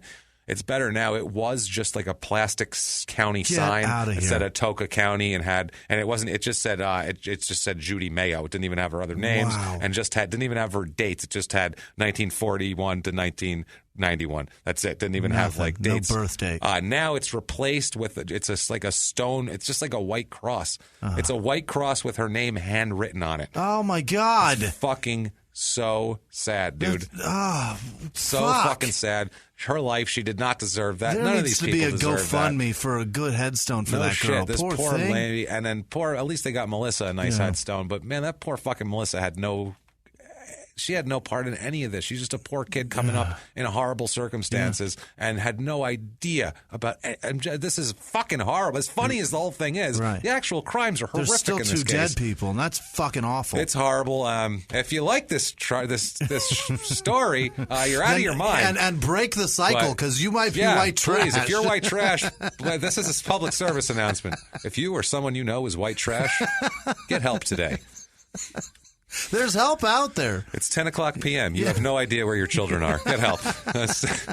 So, and if they're off with a 25-year-old, fucking figure it out. Everybody's dead. Anita's in prison forever. Sherry's out on the street. So that's how this is all working out. That's the story. Please get on there. Give us an iTunes review if you like this story. 5 stars. Just doesn't matter what you say. Say Sherry sucks. Say Sherry's a dick, or say more likely Jesse's a dick. Yeah. And that's more like it. Yeah. Do whatever you want there. It really, really helps out on the business. And like we said, if you want to make a donation. iTunes won't take dick, so just say jerk. They won't take dick, so just say jerk. Yeah, they won't. They'll kick it back to you and you'll go, why won't it work? Sherry's a jerk. So Jesse's a jerk. Yeah. Also, if you want to make a donation and be one of our superstar producers like we're going to talk about, and I'm going to talk a little more about this in a second, you can do that by going over to patreon.com/crimeinsports, Or you can go to PayPal, make a one-time donation using our email address, crimeinsports@gmail.com. Right. Also, you can get a hold of the show at Murder Small on Twitter, Small Town Pod on Facebook. So thank you for your fucking donations. We appreciate that. Sorry to drop F-bombs in that. You guys are what make this go. Yeah, you because really are. honestly, and when we say that you changed our lives, it's true. It's honest. And in order to do that, in order to be able to do all of this shit, it's all you guys, because we couldn't say any of this stuff, we couldn't do any of this stuff, and we would have to take it just in the ass if it wasn't for you guys. So thank you guys, honestly, from the bottom of our hearts. And with that Patreon money, we have built our own studio at home. In case this shit goes bad and Podcast One gets mad at us and says, well, you can't use our studio anymore, we will go eat shit and fucking die, and we'll be on the fucking air the next week anyway. We're not fucking around. Right. So thank you for your donations. And with that, let's go to the list of producers that make it possible for us to tell everybody to eat piles of dicks. Jimmy, hit us with it now. Amazing people this week. Like every week. Chrissy Ann Costaldi, Jess Landgren. Damn best. Thank you, guys. And then Sarah Gilbo has been fantastic. Thank you so much, Sarah. You guys are every week they send incredible. something over to us. So thank you're really you guys. Incredible, honestly. All Pierce of you. DeCourcy. It's Corsi. I'm pretty sure of it. Stacy Roy, Bonnie. Jesus, are you shitting me? KRZ. I just pronounced Brazilian names for the last 2 hours. You're going to complain to me? I get no sympathy out of you. Not today. Bonnie Krznaric. Oh, that's a tough one. You don't get to put KRZ. There are 2 vowels in a 1, 2, 3, 4, 5, 6, 9-letter name. That's some Eastern European shit right fair. there. Yeah, there's Z's and C's. I don't know. That's a brutal one. That's tough, brother. Jordan Sorry. with no last name. Janie Ingersoll. Tia Alswin. Richard Lovell. Renee with no last name. Jesse Hollywood Hartman. I believe that's a joke, but thank you, Jesse. I like it. Yeah, I dig it. Because of Hollywood Henderson. Yeah, exactly. Lindsey Greer, Jacob Berhalba. He donated twice. Thank you so much, Jacob. Aaron Johnson, Teresa Schuffenplug. God damn it. I love that. You did, I think you did okay. I think I got it. I don't know. If you say it confidently, I feel like it helps. I don't know why. I feel like they go, all right, yeah. Confidence is the key for everything. It really is. It really is. It pays off. Teresa Schuffenplug donated both through Patreon and PayPal. So thank you. Oh, wow. Thank you so much. Teresa. Adam Wesley Etheridge, Jennifer Apel, Chuck Brookman, the awkward human. I'm not sure what that is, but I like the name. Yeah, good for you, man. Brandy Finley, Sarah Dubuque, Shane Sankey, Steve Hughley, Tamara. It's two ways you can say. Sometimes it's said Tamara. Yeah, sometimes. Strumminger, that's her name. Tamara. It's not a Pamela situation. No, it's not a that one goes both ways. Sabrina Atkinson, Kathy Oxenreader. Oh, Oxenreader. Yeah. She got that name. Her family back in the day read to oxens. That's maybe, but it's didn't do anything for the oxen. Right. Could be Oxenreiter. She wrote about him. She wrote about that's nice. The oxen possible. This time of year are beautiful. Wrote oxen poetry. I feel like the coach in Rookie of the Year where he called that kid. yeah. Oxenreiter sounds like something he would have called him. It does. Yeah. 100%. Maria Chafin and Mike Latoris, which you're an asshole for that. Yeah, we know. You uncreative fuck. It's cute. It's very cute. Thank you for the cash. Mike Litoris. I like it. I'll be Mike Hunt next time. Make my wife crazy. Laura Brewer, Lisa McGinnis, Ezra Grimes. Broke College Student Food blog. I'm not sure what that blog is, but check it out. Go read it. Broke College Student Food. Natalie Hodson, Maggie. It's Magie. That's not Meg. That's Maggie, right? I think it's Maggie. Could be Maggie. Maggie Perry. Lazy I'm going Maggie. with Lazy Maggie Perry. That's what it is. Kelly Walsh, Grantham Williams, Claire Donovan, Ben Larson, Becky D.H. She's been donating for a while. Thank you, Becky. Thank you. Chantrice Barnes, CJ19. I'm not sure. Don't know what that is. I don't know. John Brunson, Kristen Walea. I think so. Heather, you don't get to do this. Heather Desermo Pierce. Just take Pierce, Heather. It's a much easier one. You're like, what the fuck? Tiffany Robertson, who was the one who went to Detroit with us, and she couldn't get into whatever. We handled her ticket situation. She upped her donation this week. Thank you, so Tiffany. much. It was great to meet you, too, by the way. Yeah, for sure. Diane Story, Martin Coronado Jr., you're going to be problems, I'm sure of it. Kaylee Gallagher, Jessica Sharp, Melissa Small, Kieran Blackwood, Janice Hill, Sile Cole, or Sile, S-Y-L, Sile. Fuck. Kelly Edmonds, Jana Fields, Cody Drought, Holly Ebb, Lonnie Hall, and then Veronica Stewart donated this week. Thank you, Veronica. No, it's Veronica Swift. She has been donating. She sent me a message. That's what it was. Oh, okay. I've got the message from her. Yes. I'll take care of it. Thank you, Veronica. Laura and Joe that came to the Boston shows in the UK. Oh, yeah. They're the dentists. They were great. They're fantastic. They were so cool, man. It was so nice to hang out with those people and make fun of American culture. We facilitated. They were so polite. We facilitated his penis touching her, and that's great. Fantastic. They met because they worked together, and they brought up. It's amazing. They both listened to the show, and I love the fact that they were so polite. They didn't want to say anything. So sweet. But I'm like, I go, everybody's really fucking fat here, aren't they? And they just went, like they're relaxed. They're like, they said, I didn't want to say anything. Right. Everything here, they were smoking. They go, even the cigarettes taste like there's sugar in them. Everything. And I said, have you seen a Big Gulp yet? Right. And they went, oh my God, do people really put soda in those cups? And we said, yes, they do. Like a popcorn tub full of fucking soda. Because we're fat, gluttonous pigs. Wait till you get a load of Cinnabon. And we were in Boston, which is not the thinnest city also. So it was like, look around. No offense, Boston. But you guys know how to eat there. You got good food. That's why. Yeah. Jason Fuller drove up from, was he from Missouri, I think? I think so. He's from that area. But yeah, he had a cool road Detroit Tiger jersey on. He's a big, cool son of a bitch, and we loved hanging out with him. So he donated this week also, and I was going to talk about him anyway. Thank you, Jason. Ashley Collins in Colorado sends me Snapchats of her dogs and shit, and her mom's. They're both driving down, by the way, or flying down. I'm not sure, for the live show over at Stand Up Live. Oh, awesome. Elijah Banks, thank you. Lonnie Mauer. M-O-W. I'm not sure. Maria Chafin, I already mentioned her. She her mother passed away, and she's not a couple years ago. But her mother was a huge true crime fan and thinks that she would have loved us. So, that's great. Thanks for listening, Maria. Sorry we couldn't ever get to meet her. That's a bummer. Thank you, Maria. Luke Rogers, Ashley Boxler, Clifford Paquette, the guy that brought the coin. That was cool. Yeah. The veteran coin. Yeah, it's that was really cool. Respect coin. It's fucking sweet. That was dope. Yeah, he donated you, this week Thank also. You very much. Thank you, Clifford. Appreciate it, brother.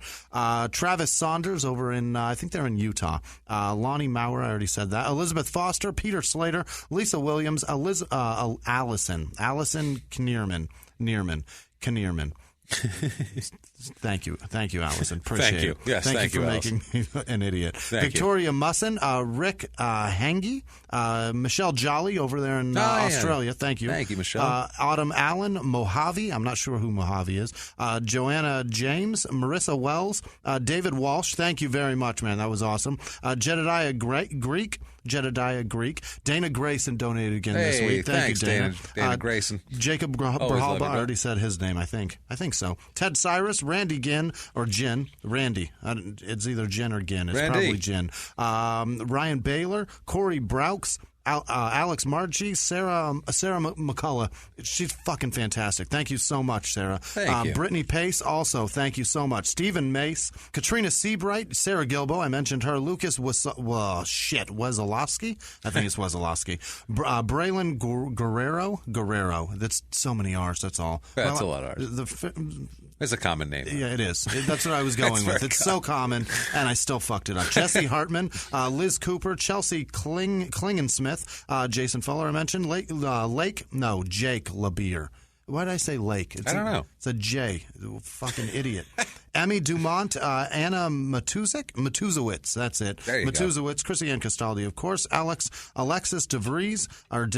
I'm not sure. James Cook, Harry Baldface Beard Oils. I don't know what that is. No, I don't know. Hairy face, not hairy bald. What the fuck am I doing? You're making up hairy words face now. Beard oils. Go look at those and get some of those. Ted Cyrus, I think I mentioned him. He donated twice, I believe. Jacob Berhalba, I mentioned him also.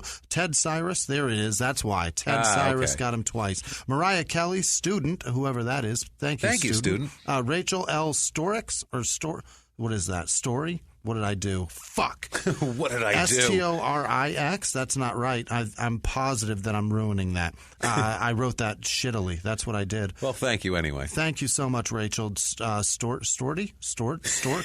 To give abandon ship. Fuck, I'm abandoning. Abandon ship. Darlene James, Autumn Allen, and Blair Christensen. Thank you guys so much for being on board and helping us to build a studio and create this all on our own because of you. You guys create this, so thank you. Guys. Honestly, from the ground up, You guys have been everything to us, and we would not have this show at all. We wouldn't be doing this without you changed guys. My life for sure. It's both of our lives for the better. So thank you guys. Oh my God, they're the best. Yeah, thank you guys. Thank you guys, and thank you for listening to us complain, because honestly, it's our only recourse. We can't do anything. We're not famous. No. So guys, what if, Jimmy? Let me ask you this. Yeah. What if one of these fine people who like us and who aren't pieces of shit? What if they wanted to get a hold of a guy like you? Podcast One and Audio Boom can find me at Whisman Sucks, WHISMAN Sucks, on Twitter, Instagram, and Snapchat. I'm not verified, so it may or may not be me, you guys. Yeah, you won't notice us anyway, because we're not verified anyway. And I'm at Jimmy P is funny. It's a picture of me doing comedy with a banner of us on a stage in Boston, in case you're looking, because you've never fucking seen me. You don't know me from Dick anyway. And we're not famous, so you haven't paid attention to us. So do that. Thanks, guys. Thanks. Copy and paste my name from the show description, and eat a dick. Thank you, everybody. Until next week, it's been our pleasure. Bye.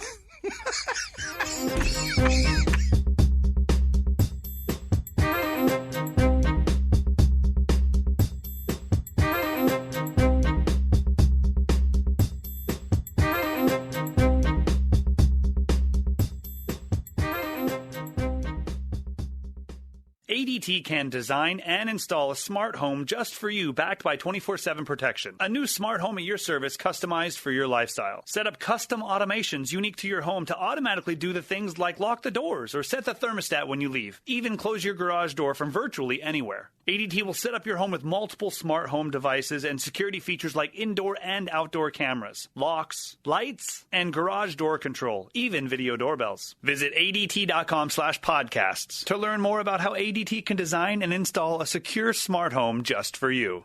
If you like Small Town Murder, you can listen early and ad-free now by joining Wondery Plus in the Wondery app or on Apple Podcasts. Prime members can listen early and ad-free on Amazon Music. Before you go, tell us about yourself by filling out a short survey at Wondery.com/survey. He was hip-hop's biggest mogul, the man who redefined fame, fortune, and the music industry. The first male rapper to be honored on the Hollywood Walk of Fame, Sean Diddy Combs. Diddy built an empire and lived a life most people only dream about. Everybody know ain't no party like a Diddy party, so. Yeah, that's what's up. But just as quickly as his empire rose, it came crashing down. Today I'm announcing the unsealing of a 3-count indictment, charging Sean Combs with racketeering conspiracy, sex trafficking, interstate transportation for prostitution. I was up. I hit rock bottom, but I make no excuses. I'm disgusted. I'm so sorry. Until you're wearing an orange jumpsuit, it's not real. Now it's real. From his meteoric rise to his shocking fall from grace, from law and crime, this is the rise and fall of Diddy. Listen to the rise and fall of Diddy exclusively with Wondery Plus